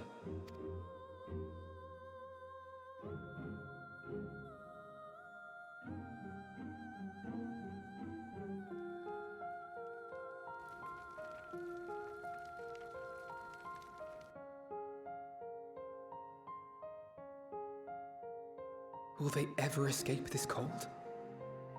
Return to and reclaim the idyllic spaces of which Eula spoke?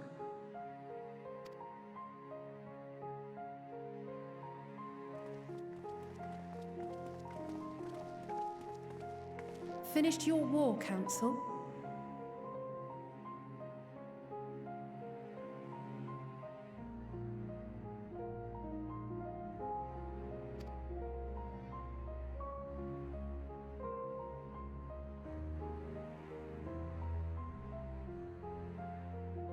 Alphino and Alizé are to stay here, as our prisoners. They will be released once your comrades have relinquished their supplies and withdrawn from Garlean soil. Until our terms are met, they will be detained at a separate location.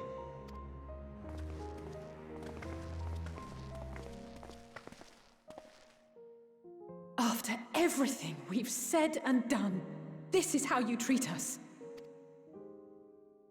Our allies have but limited supplies.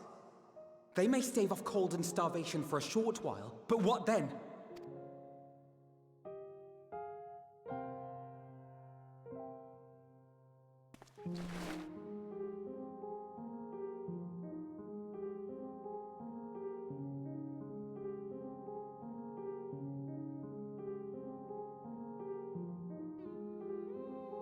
For now, keeping yourselves out of harm's way comes before all else.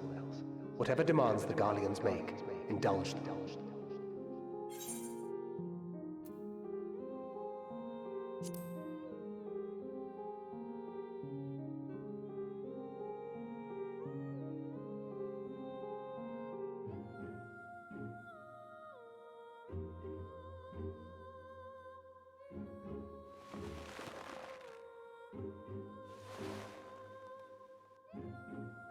Get them out of here.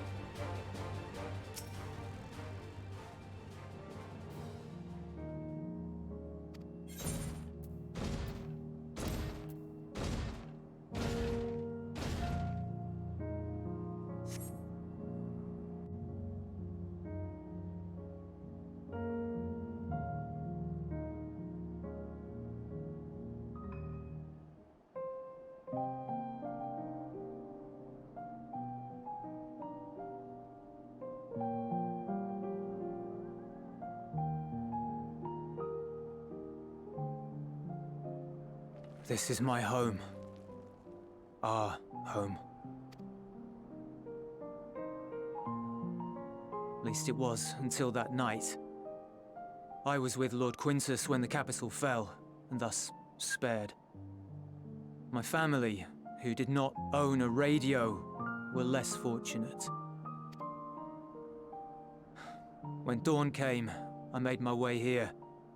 My parents, my little brother and sister, they were still inside.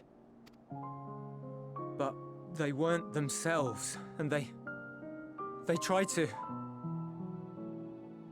And I had to.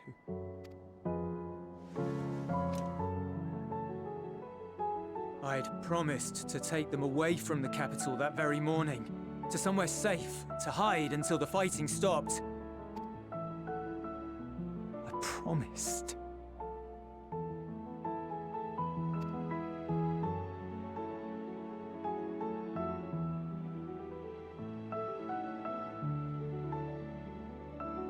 The Garlean flag bears a chain, the bonds between our countrymen. A red link at its center, the blood of the fallen. Our loved ones who lived and died for Garlemald.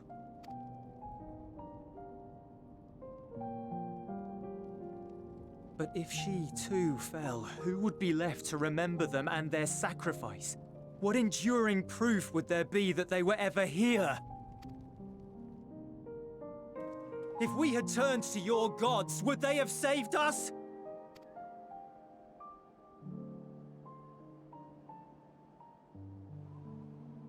I'm sorry, forget I spoke. We should go.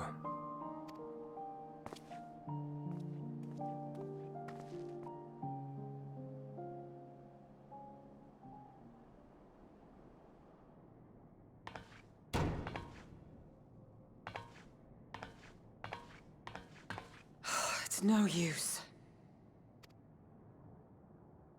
Believe me, I do not enjoy being here any more than you. But she wanted us to play along, so that is what we will do.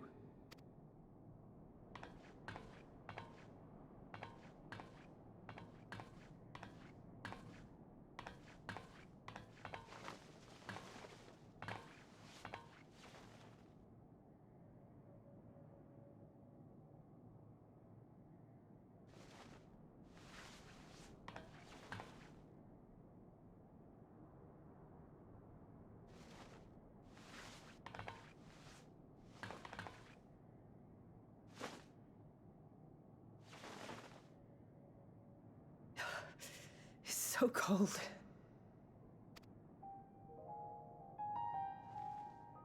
Painfully so.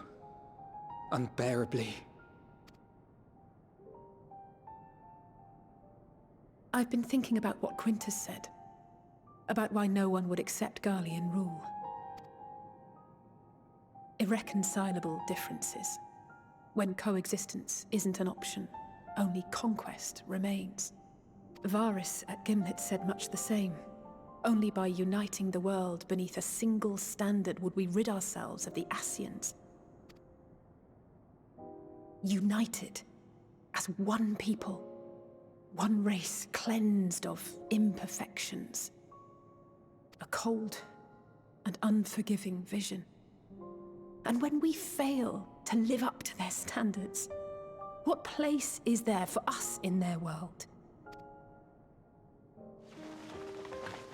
But the truly sad, truly frustrating thing is how damnably similar it all is to the lofty ideals of Father and the Forum. Non-intervention. Always non-intervention. Protect our knowledge and our people, and to hells with the rest of you. And yet, I can see how it happened. Varys and Father looked to their elders for guidance and took their virtues as their own. But for this world was of their making. In who else could they place their trust? All of us lost in a sea of chaos, searching desperately for purpose and meaning. But it shouldn't just be an extension of another's. It has to be ours. It has to be. We all have a stake in this world. No one should be silenced. I won't deny that we lack the experience of people such as Father or Quintus. Perhaps they've come to see the world as a series of problems, and the most efficient way of solving them, to reduce everything to fundamental forms. A stone is a stone, a cloud, a flower, no more than that. Simple descriptions that strip the subject of distinguishing characteristics. A man is a man, divided according to race, creed, or allegiance, and to some, defined by such associations. Is that what you think? In my misbegotten youth. But what I believed wisdom was no more than aggressive ignorance. I've since learned to look beyond the banners and the politics, to see people as individuals with their own hopes and dreams. As for my dream of building a better world, well, every day I'm reminded that it is far more complex than I had ever imagined.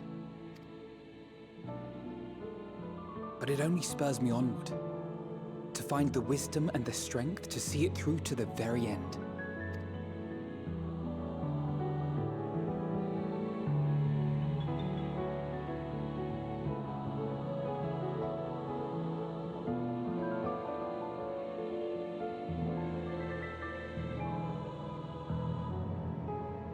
All of our supplies and an immediate withdrawal.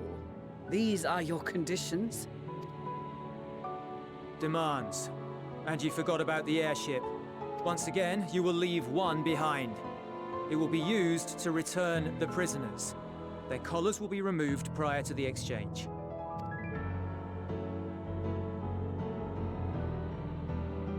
So in the end, not even Father's expertly worded rhetoric could deter you from your chosen course. Huh? Not that I thought for a moment that it would. I've no love for violence, of course, but ours is a cause worth fighting for. I just wish he'd realize it too. Sometimes the only way to protect the ones you love is to take a stand, to refuse to suffer in silence. I want you to know I share your conviction. Whether it be on the battlefield or in the debating chamber, I won't back down. I guess what I'm saying is...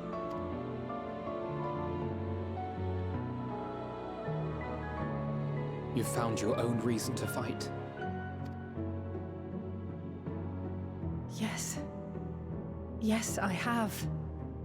God's willing, there will come a day when we can finally lay down our arms, and there will be peace. But not until the Telophoroi have been defeated once and for all. And you, brother, will have a vital part to play. By your words and deeds, you'll lead the way. I pray I am up to the task. There'll always be naysayers. Those who think us fools for even trying. It's easy for learned elites to criticize earnest efforts and assert their moral superiority, all without offering alternatives. Not that their sophistry has ever wounded you. So stubborn and strong. Stronger than you even know. Don't ever change, you hear me? If you stumble, I'll be there to catch you. Or give you a thick ear. Maybe both, for good measure.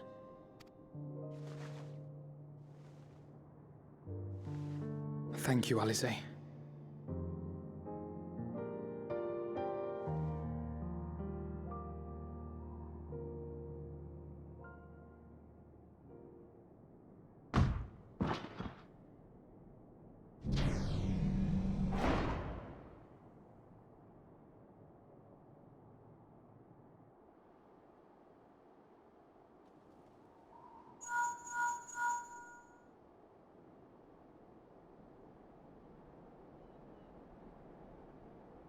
The scouts have secured Alizé and Alphino. Their collars were removed without complication as well.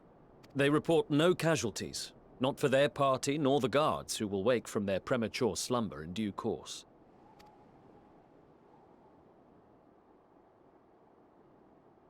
It would appear the situation has changed. I propose new terms. We have information that will be of great interest to Lord Quintus, and I wish to speak with him in person.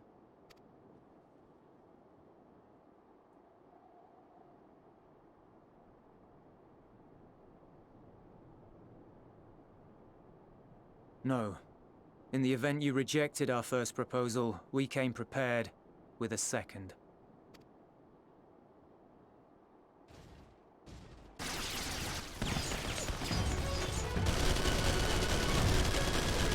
Ambush!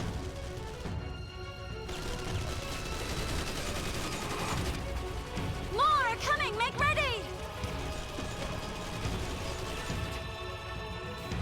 We, the loyal soldiers of the First Legion, proud servants of Garlemald, of the fallen Emperor Varys, shall safeguard these lands from the barbarian hordes until our countrymen return!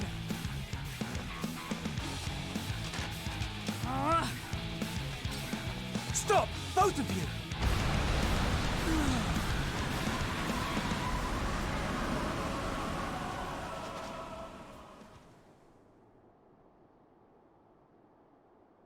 This child may be the worst emissary I have ever seen.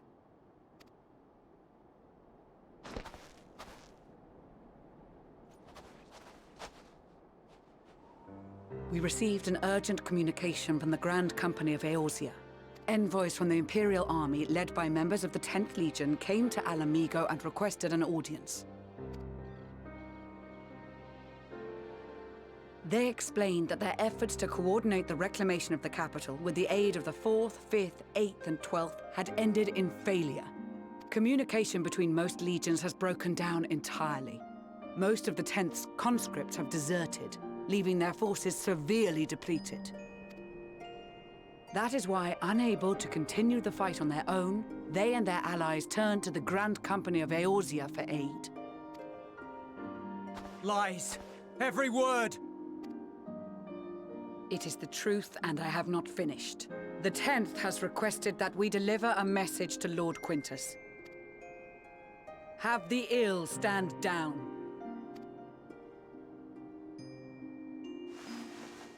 You have been listening, my lord? What are your orders?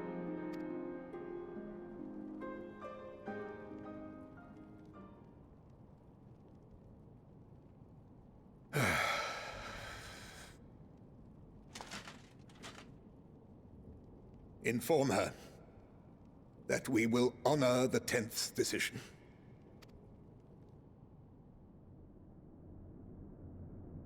Bereft of hope, and now dignity.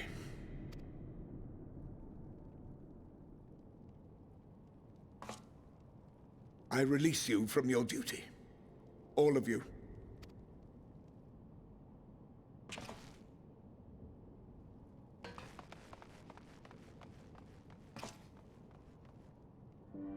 I take solace, your radiance, in the knowledge you are not here to witness our debasement. 'Twas a grand, glorious dream we shared. Of a world united, of peace and prosperity.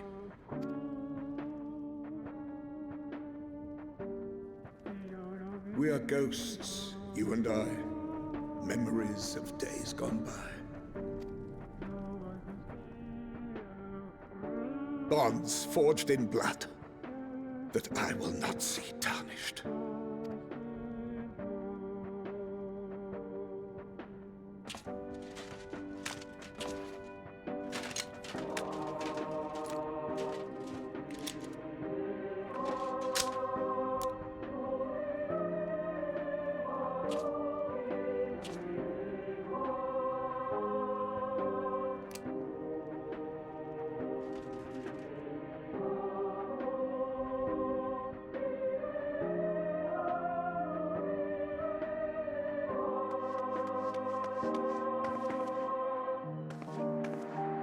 Quickly!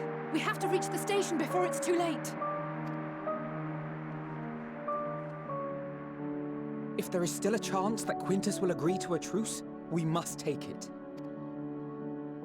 I just hope we get there before he and his men do something rash.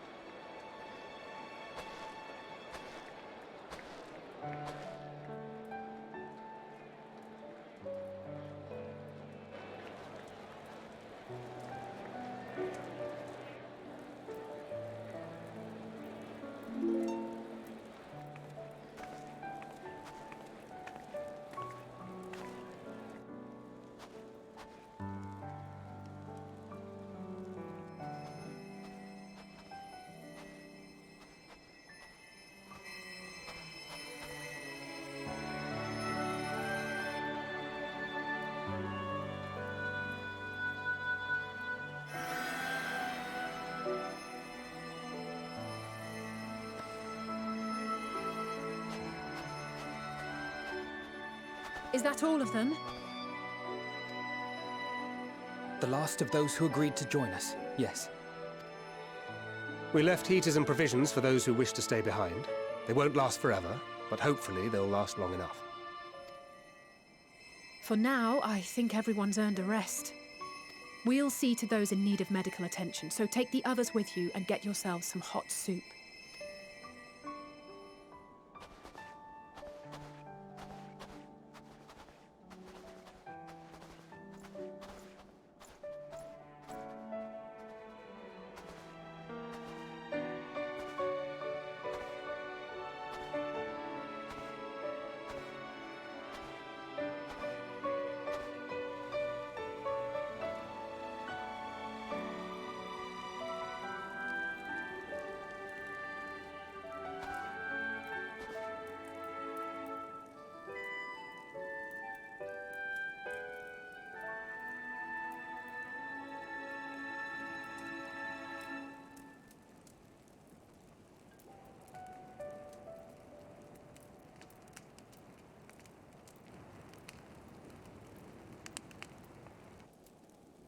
Warmth. At last. Marvelous, isn't it? All thanks to the resourceful machinists of Ishgard, I might add. On their behalf, I bid you warm yourself to your heart's content. Hold on. Your people might have scribbled a few things on a piece of parchment, but it was our Minson Smiths that put the bloody things together. Well, be that as it may, we single-handedly got the interior heating up and running again, didn't we? The hells you did! We were there every step of the way. We? You barely raised a finger to help, you ale-sodden reprobate. I did a damn sight more than you, you lily-livered bilge rat. Take that back! Make me. I will not stoop to your level. Here.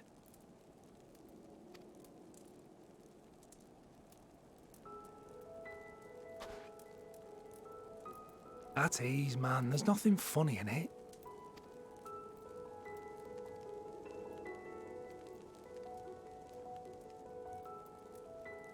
I'm from Alamigo, but was a conscript until recently. Used to eat this with the officers.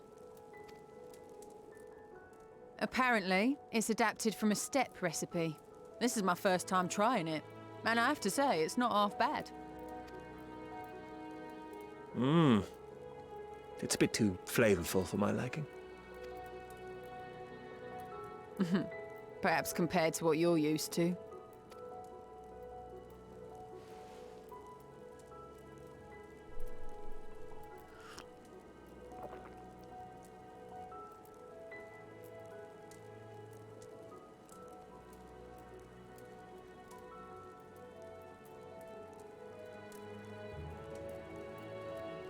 It's the little things that make life worth living, don't you think?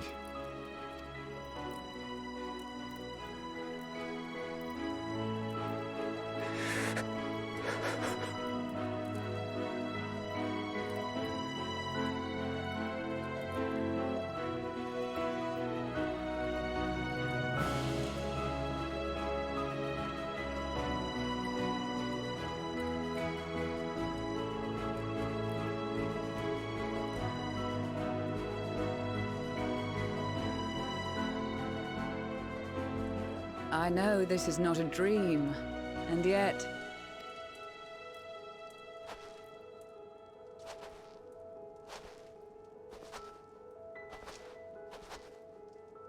I felt the same way at the Dragon Song War's end. Every morning I would step outside and need to be reminded that it wasn't my imagination, that my world had been forever changed. And just as I had grown accustomed to the idea, again you change my world in ways I never thought possible.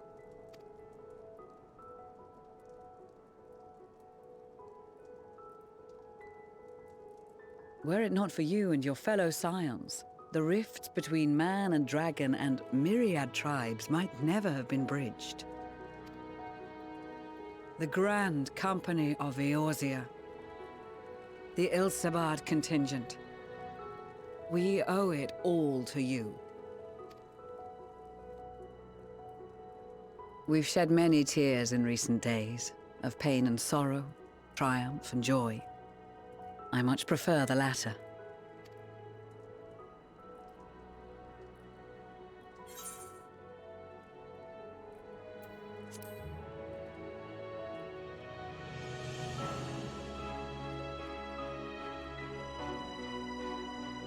Indeed, we can but do our utmost to unite these disparate peoples and lead them to victory.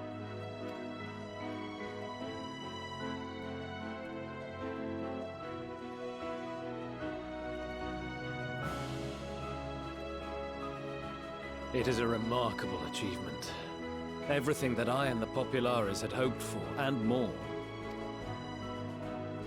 Would that it had come sooner.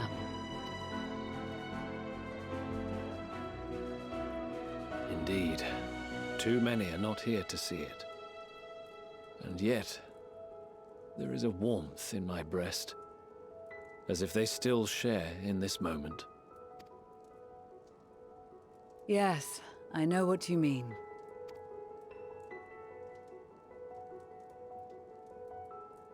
On a night like tonight, the wind and cold seem to pass me by.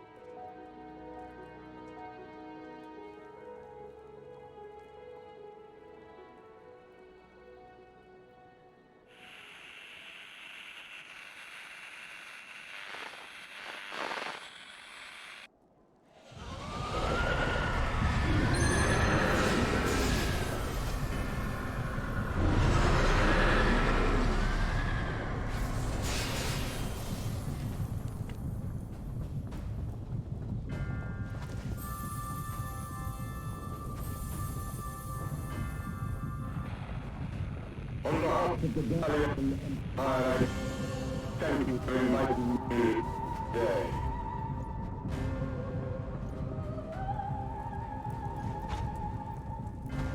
What? Emperor Varys?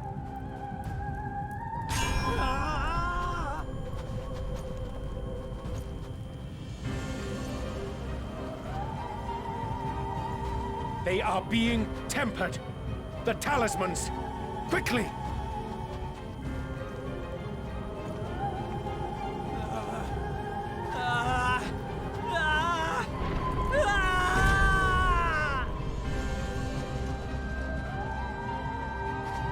Save me, brave hero!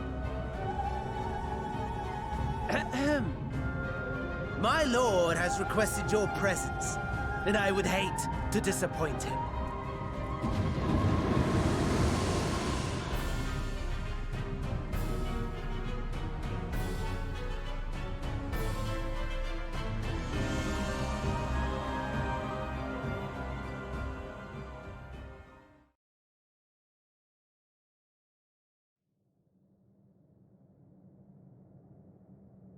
The experiment was a success, but I fear our time is short.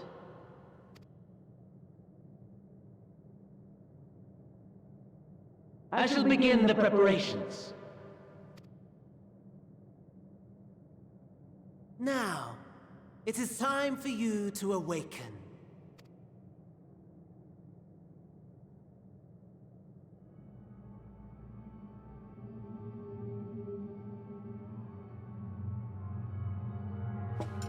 Good morrow to you.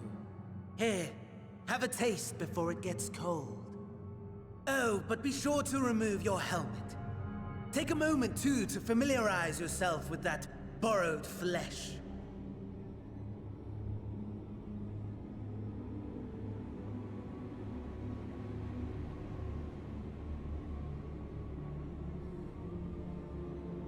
So, how does it feel? I, for one, find those first moments within a new body to be most refreshing. We had a Magitech engineer by the name of Aulus to thank for this method of soul extraction and implantation. I believe the two of you met briefly in Alamigo. His was a rather sticky end, wasn't it?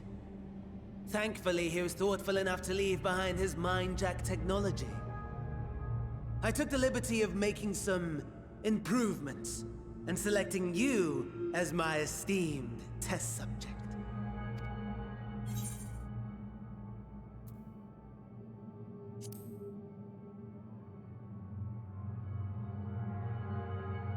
Come now.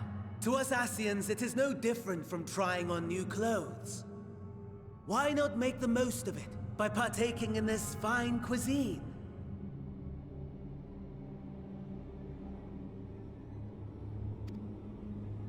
I must say, I've gone to great lengths to reunite you with my lord.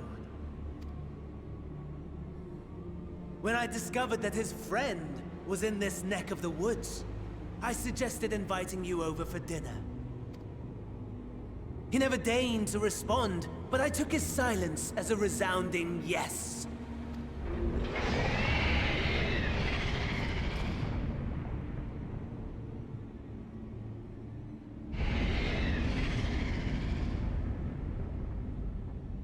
Oh my! Daddy is pleased his grumpy little boy has finally found his playmate.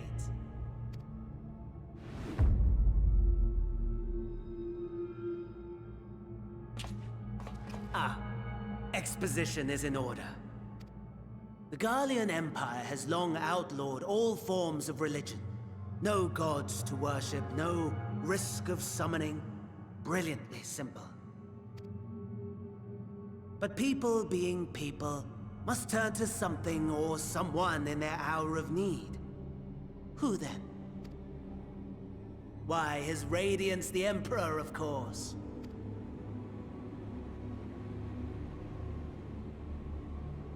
As you have observed firsthand, Garlemald has seen better days. The legendary Solus Galvus, dead. Provinces near and far in open rebellion. Our bold new emperor assassinated. And that last one even sparked a civil war. What rotten luck. The people cried out for salvation. Their earnest pleas, one might even call them prayers, a supplication united for the Empire to reclaim her former glory. And so their will did manifest, channeled through the corpse of none other than Emperor Varus himself. And lo, the Savior was born, the embodiment of the Garlean spirit, their anima.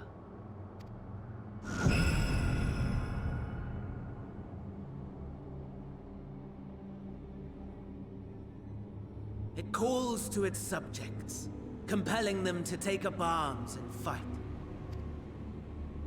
And just as the wealth and power gravitate towards the Empire's capital, so too does ether from every corner of the globe.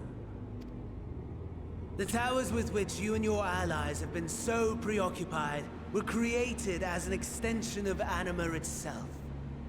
An ingenious design. Would you not agree, my lord?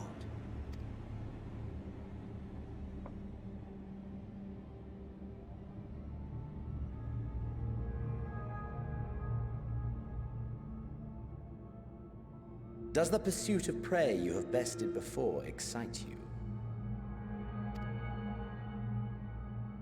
Of course not. Absent the challenge, the thrill, your prize is a hollow victory. Butchery.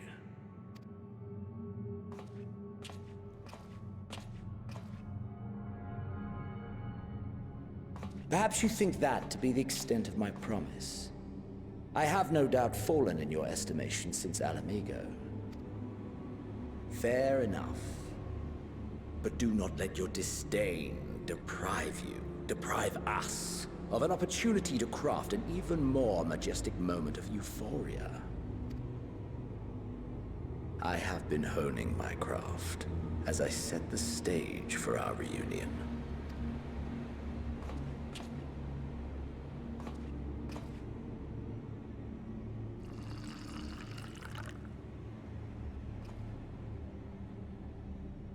Wheresoever there is suffering and despair, you appear to fulfill your duty as defender of this star.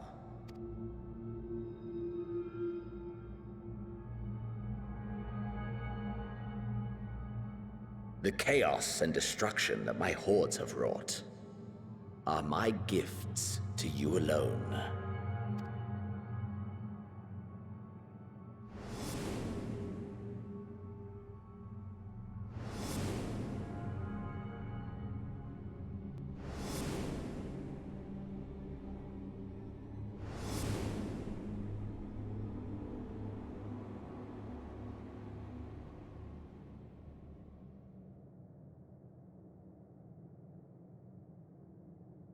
At a loss for words?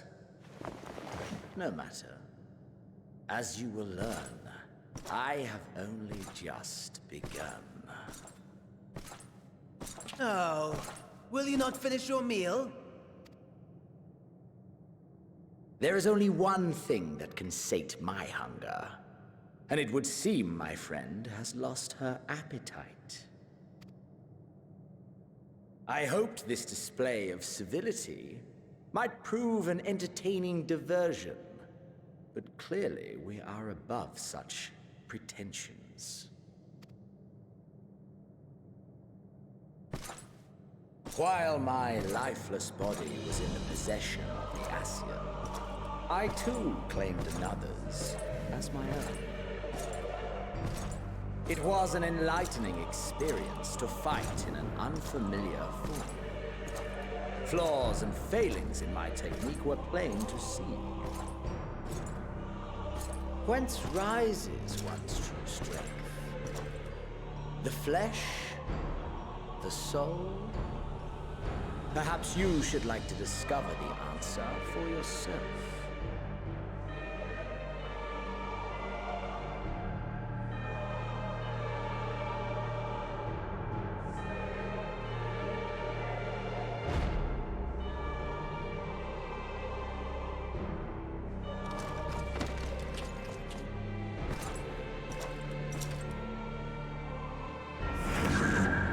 Or together.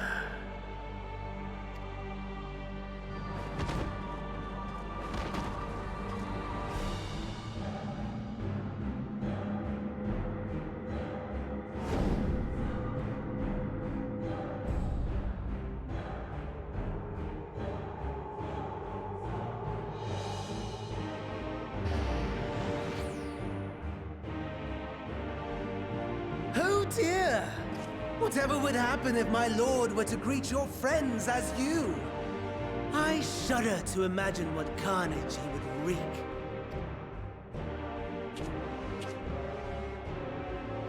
We'd better hurry if we want to avert the bloodbath. You can thank me later for my generosity.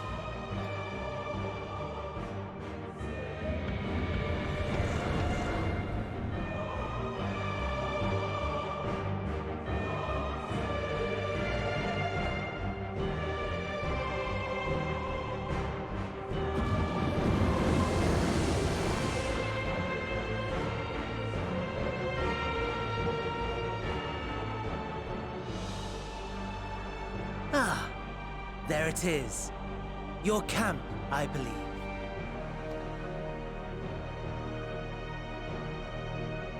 If I were to hazard a guess, I would say that you, the other you, is making her way there as we speak.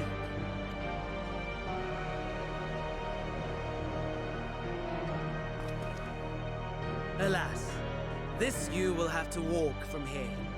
Or run, if you can manage it. My lord would be cross if I made it too easy. Such ingratitude. I'd not squander this fighting chance. After all, you've obstacles enough to overcome. Right on cue.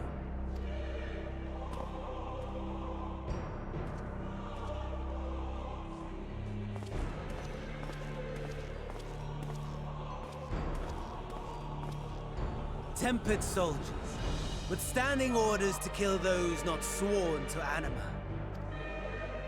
Under normal circumstances, you would make short work of them. But on this occasion, the odds are not so heavily stacked in your favor.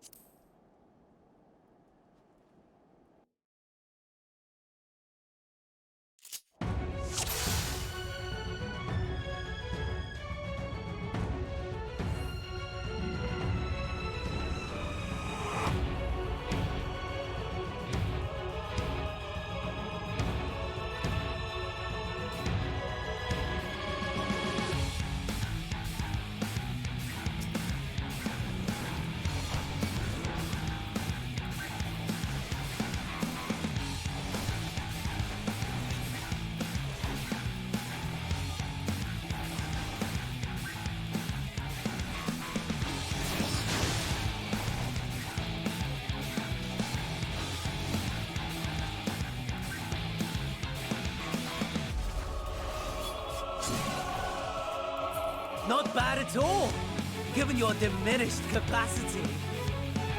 Nevertheless, 'twould perhaps be prudent to keep to the shadows, scurrying about like a rodent.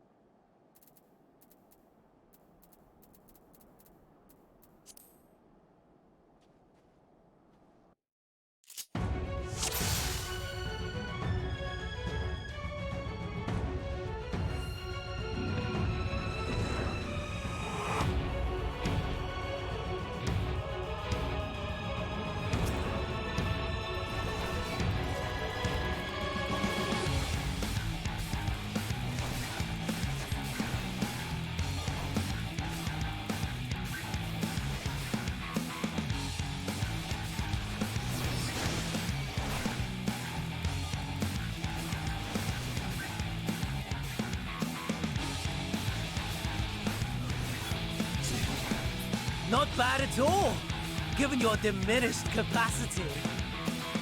Nevertheless, 'twould perhaps be prudent to keep to the shadows, scurrying about like a rodent.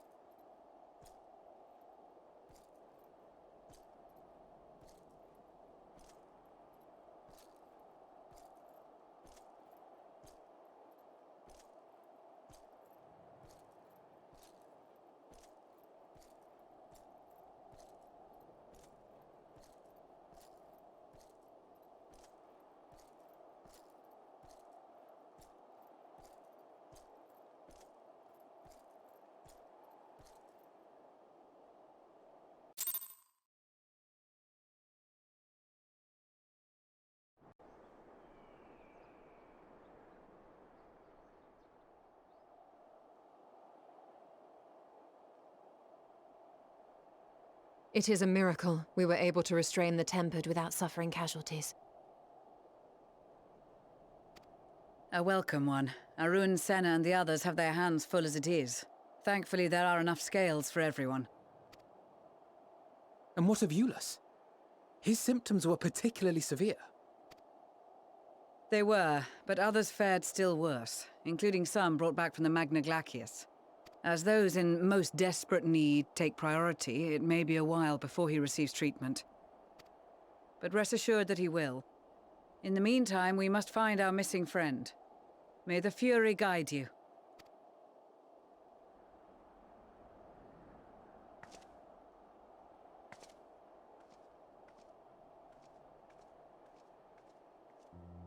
Of all the bloody times for a disappearing act. Right when the first wave struck, we'd be fools to think it a coincidence. But where even to begin the search? No one saw her leave in the chaos, and we've no trail to follow. While I know full well she can handle herself, I worry all the same.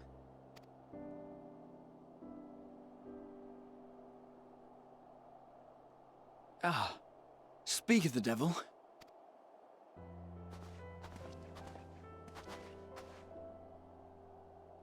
Well, time to call off the search.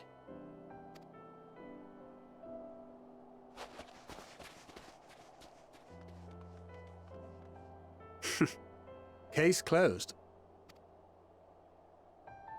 That's her, over there. Aye, 'twould appear so. Thou art struggling to perceive her presence? I am. Perhaps, in the aftermath of the wave, there is some residual effect interfering with my faculties. But...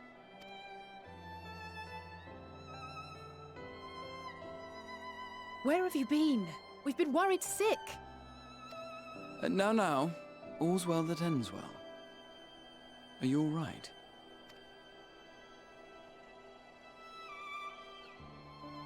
Are you all right?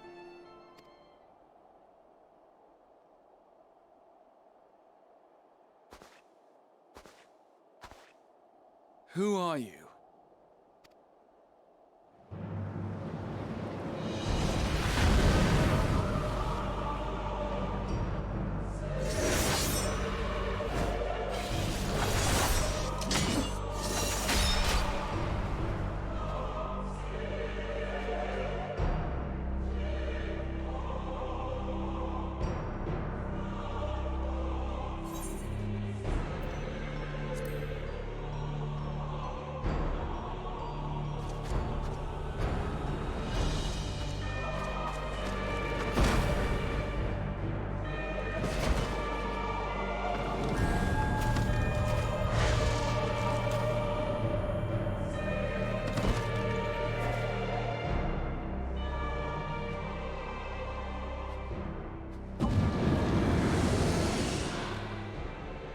Sadly, that is all we have time for today. The effect has run its course, and back to your own bodies you must go.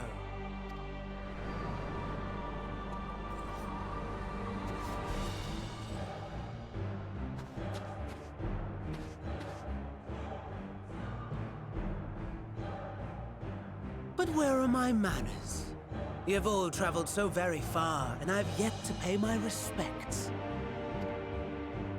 Though in my defense, I was ill-prepared to receive so many uninvited guests. As such, preliminary entertainments were in order. A handful of tempered soldiers to hamper your progress. Refugees to command your attention while I siphon the ceruleum from the shadows. Particularly effective, though. Charitable souls that you are, you bent over backwards to aid them. Heedless of the delay. Predictable to a fault. And so my plan approaches completion unhindered. Anima will soon have absorbed the requisite amount of ether. And then shall come the spectacle to end all spectacles. The eldest and most powerful of primals will awaken, and all shall bear witness to the final days!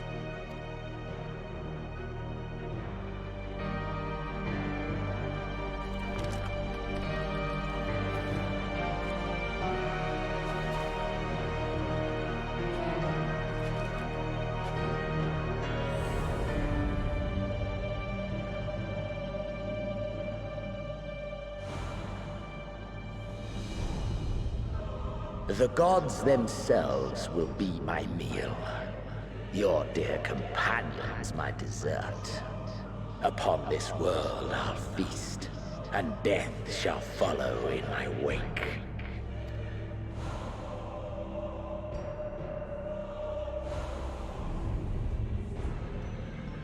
All your hate, all your rage, you will render unto me.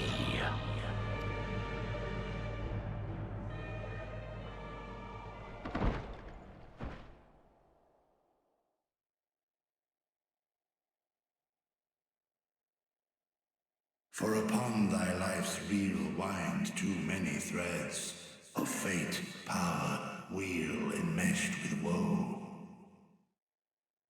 More terrible still is the attrition wrought upon thy companions, as they are swept up in the storm of thine existence. Take heart and protect them well. They will be your strength and your salvation.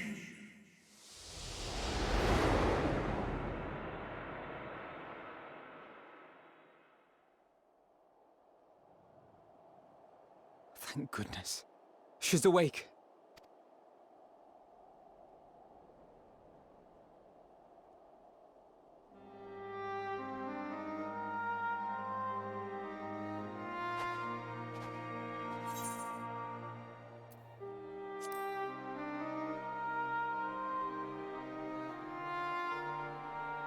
Perfectly fine, yes. I hope the same can be said of you.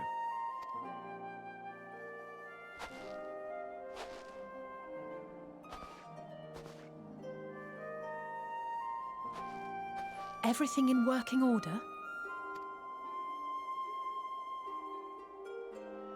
That's a relief. Oh, and before I forget, thanks for coming to our rescue.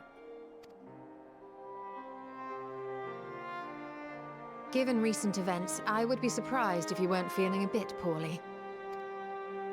A hearty meal and a long rest would be my recommendation under normal circumstances, but these are anything but. If Van Daniel's boasts are to be believed, we must act quickly. Once you've blown away the cobwebs, we can discuss preparations for our assault on the Tower of Babel.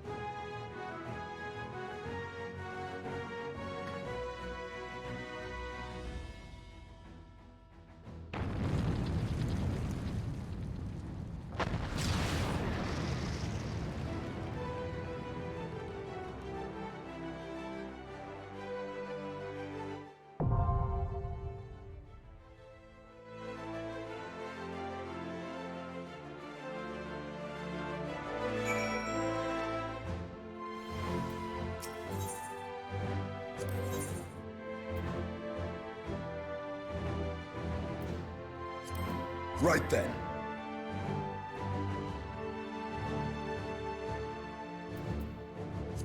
I stand ever ready.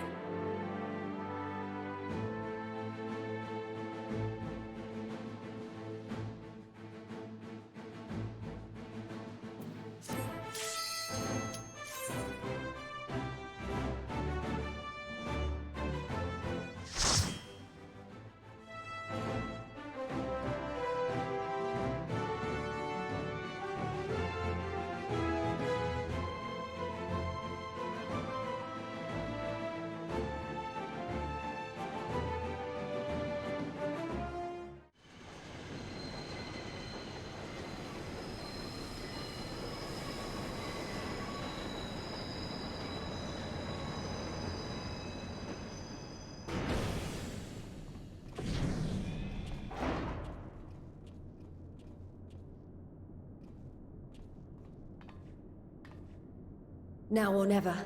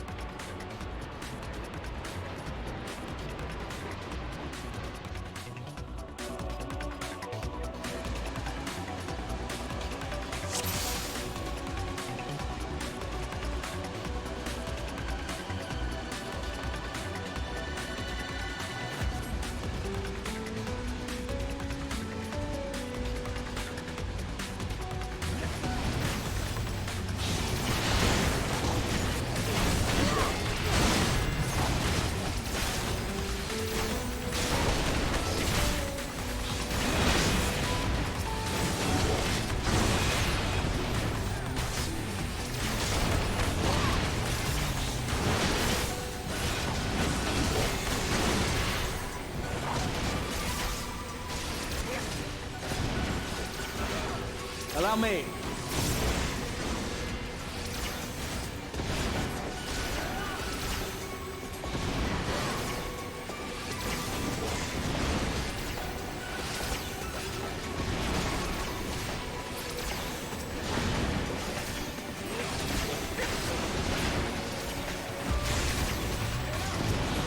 Hold still.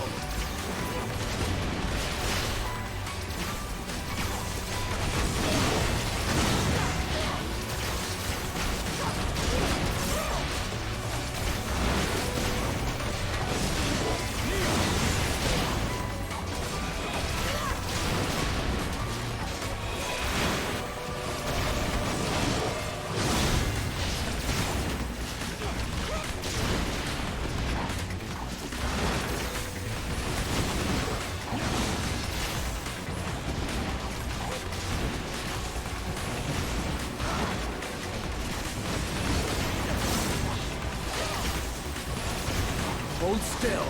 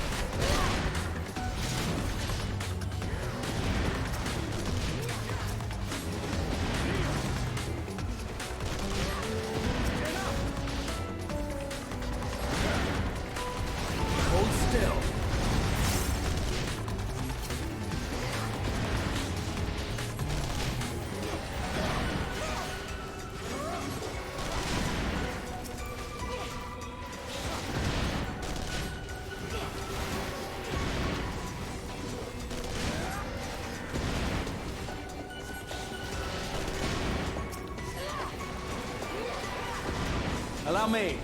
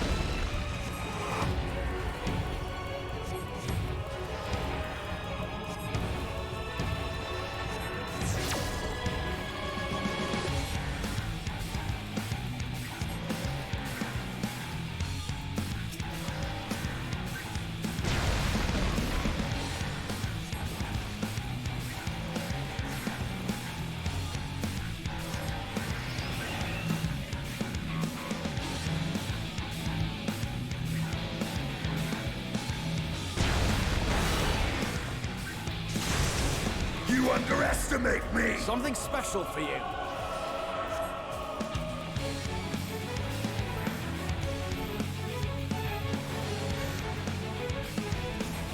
Hold still.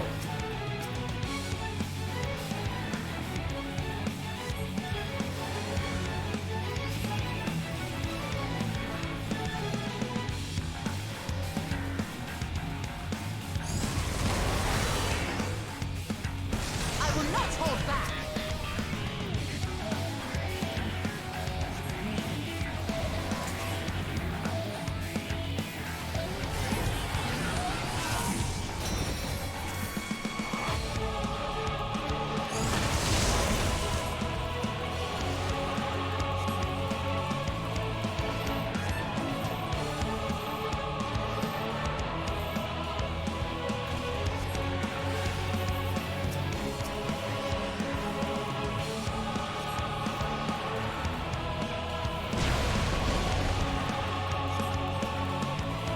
I will not hold back!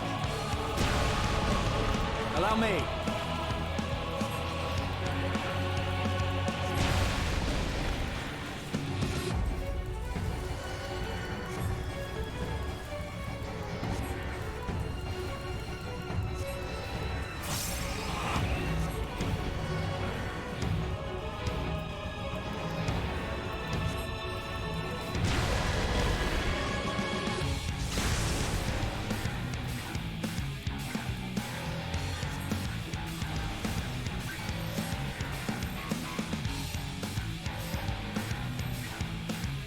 Allow me.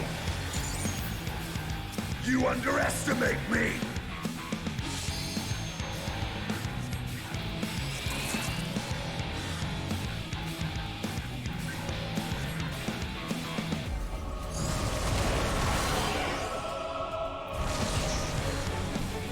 All or nothing! I will end this farce!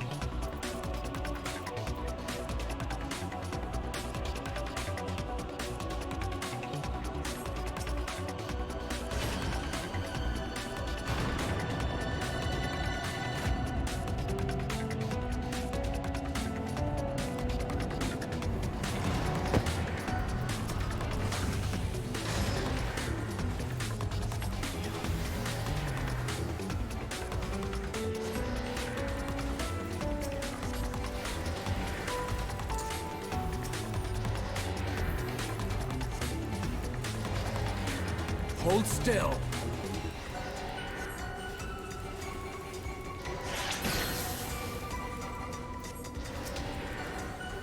I will not hold back!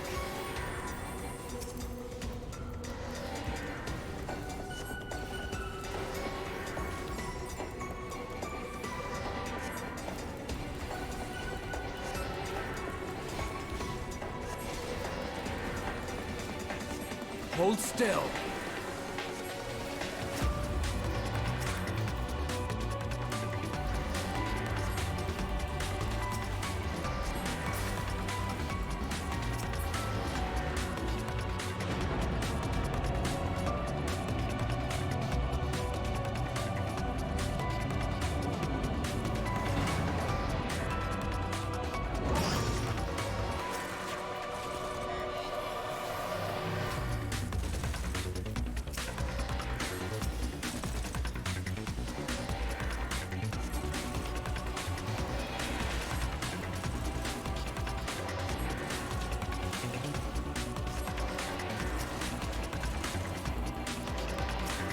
Hold still.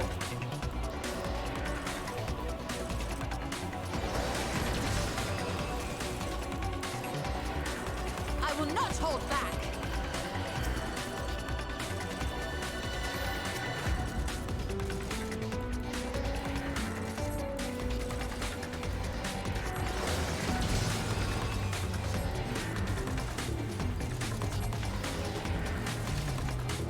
Hold still.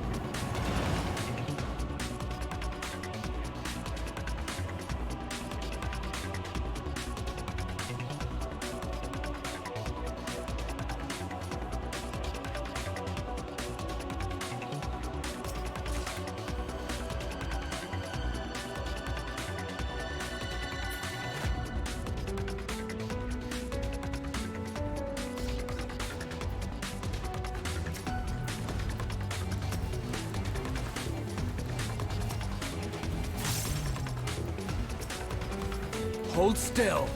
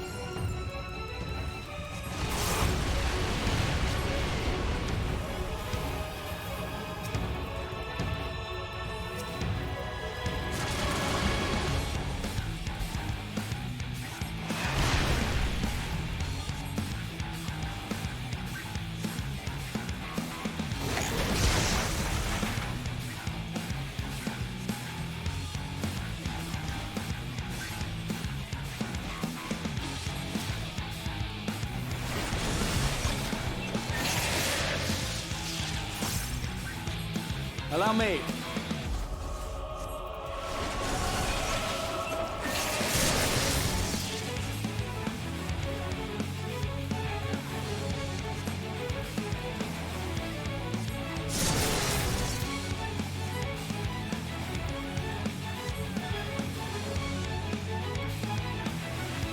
Hold still.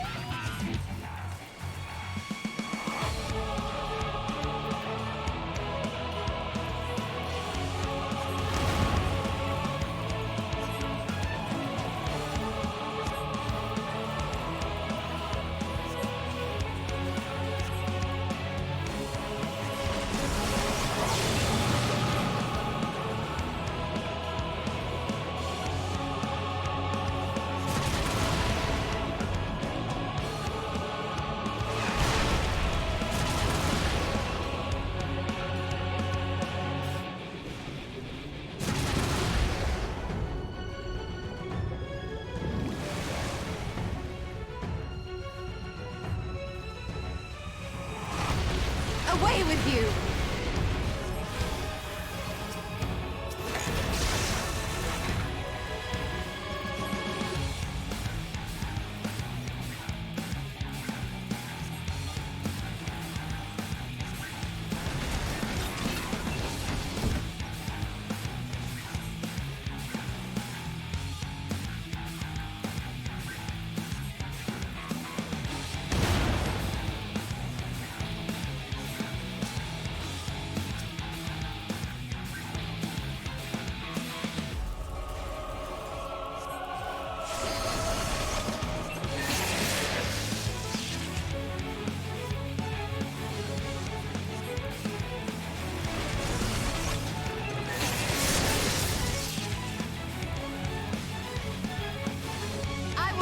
This farce.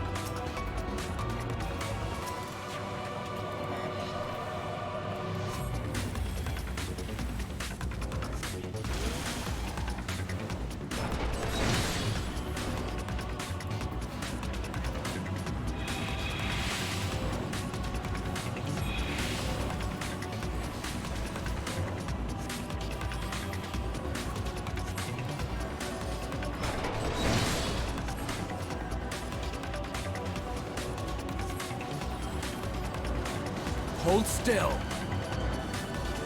I will not hold back.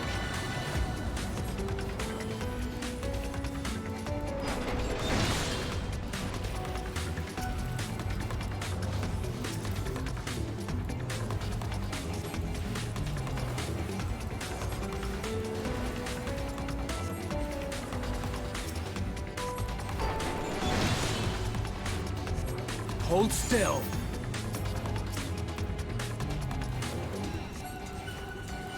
I will not hold You back. underestimate me!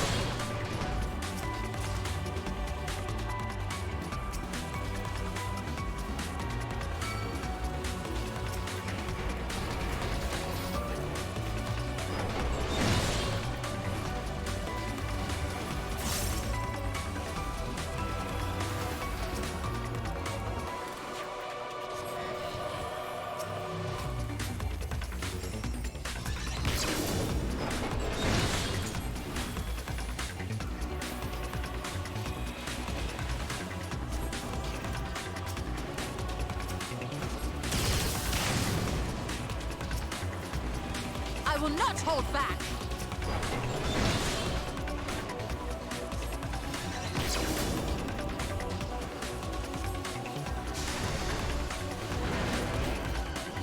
Gloves are off. Allow me. Gloves are off.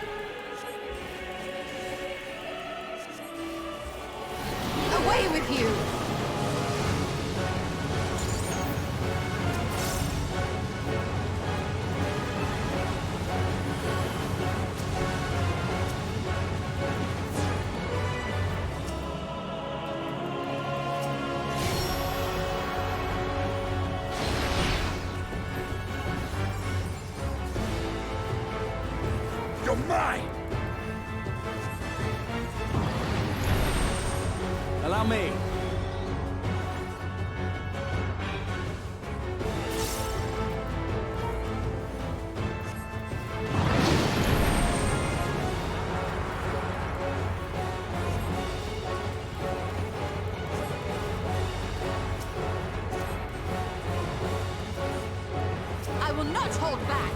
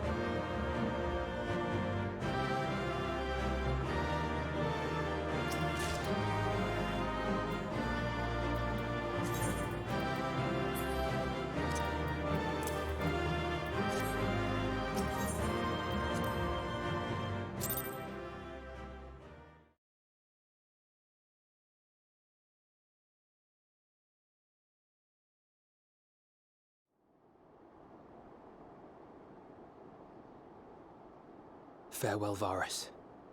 May the gods have mercy on your soul.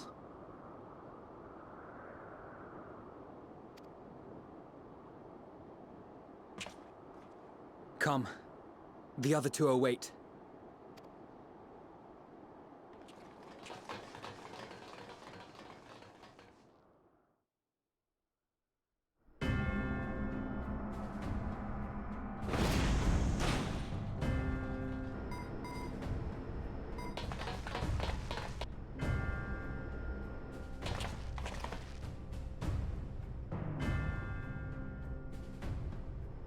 This madness ends here! Oh, hush. This is the best part. Enough!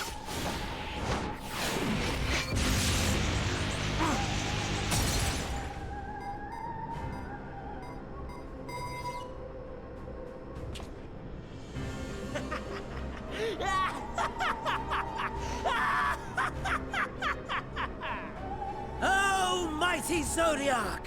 Awaken from your slumber and descend!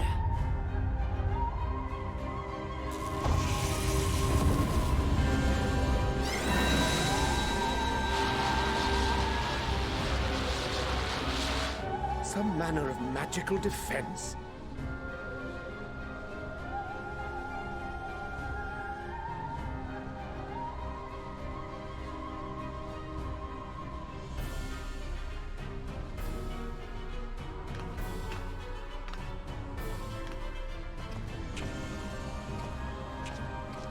Cryle? But how?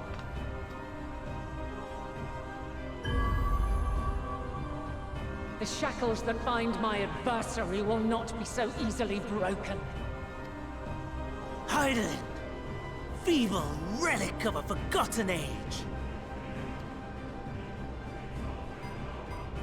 Hark! Victory is mine!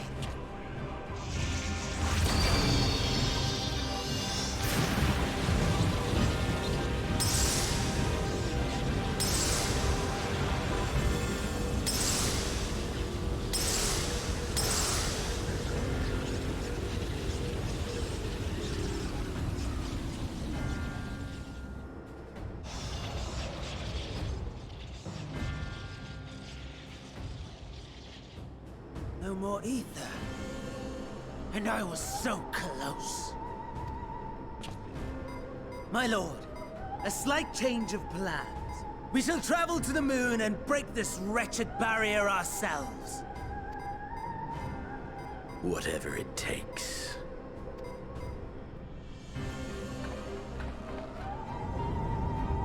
What was that?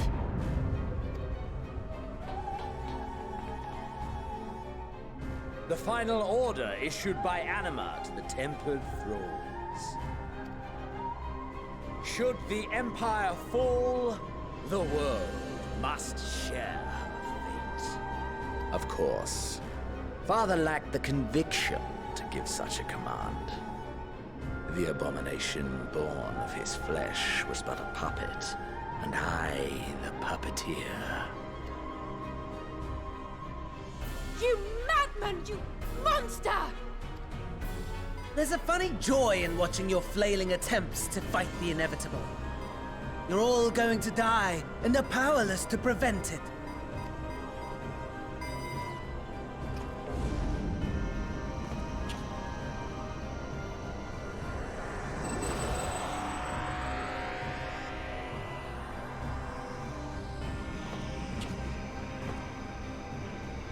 We really must be on our way. You're welcome to give chase, provided you are content to leave comrade and tempered alike to die screaming.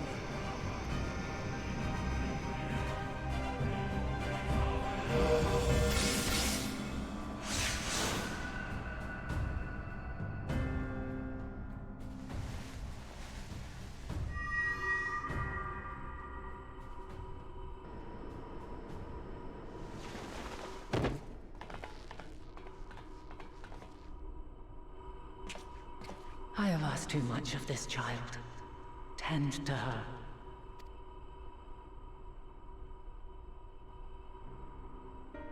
The last brand at Mare Lamentorum is yet unbroken. Zodiac remains bound.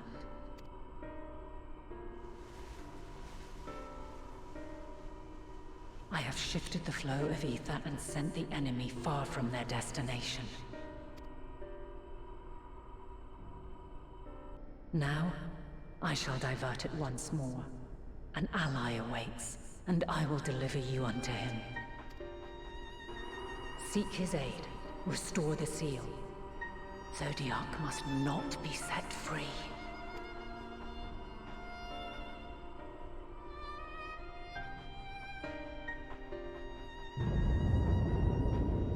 The Tempered are running wild.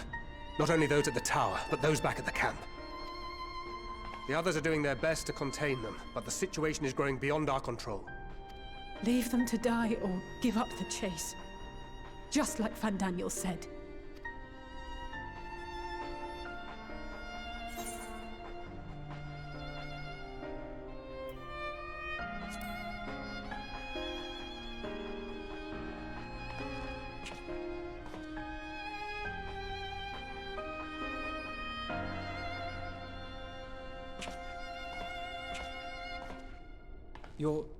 You're going alone?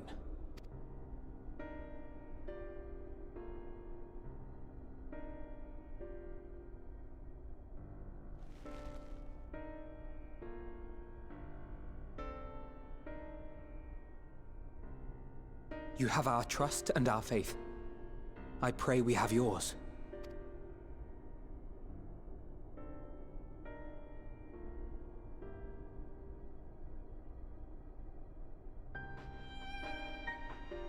Our friends in the Tempered need our help. We will save as many as we can, I swear. Once we have matters well in hand, we'll join you on the moon. Until then, be careful. There's no telling what you'll find.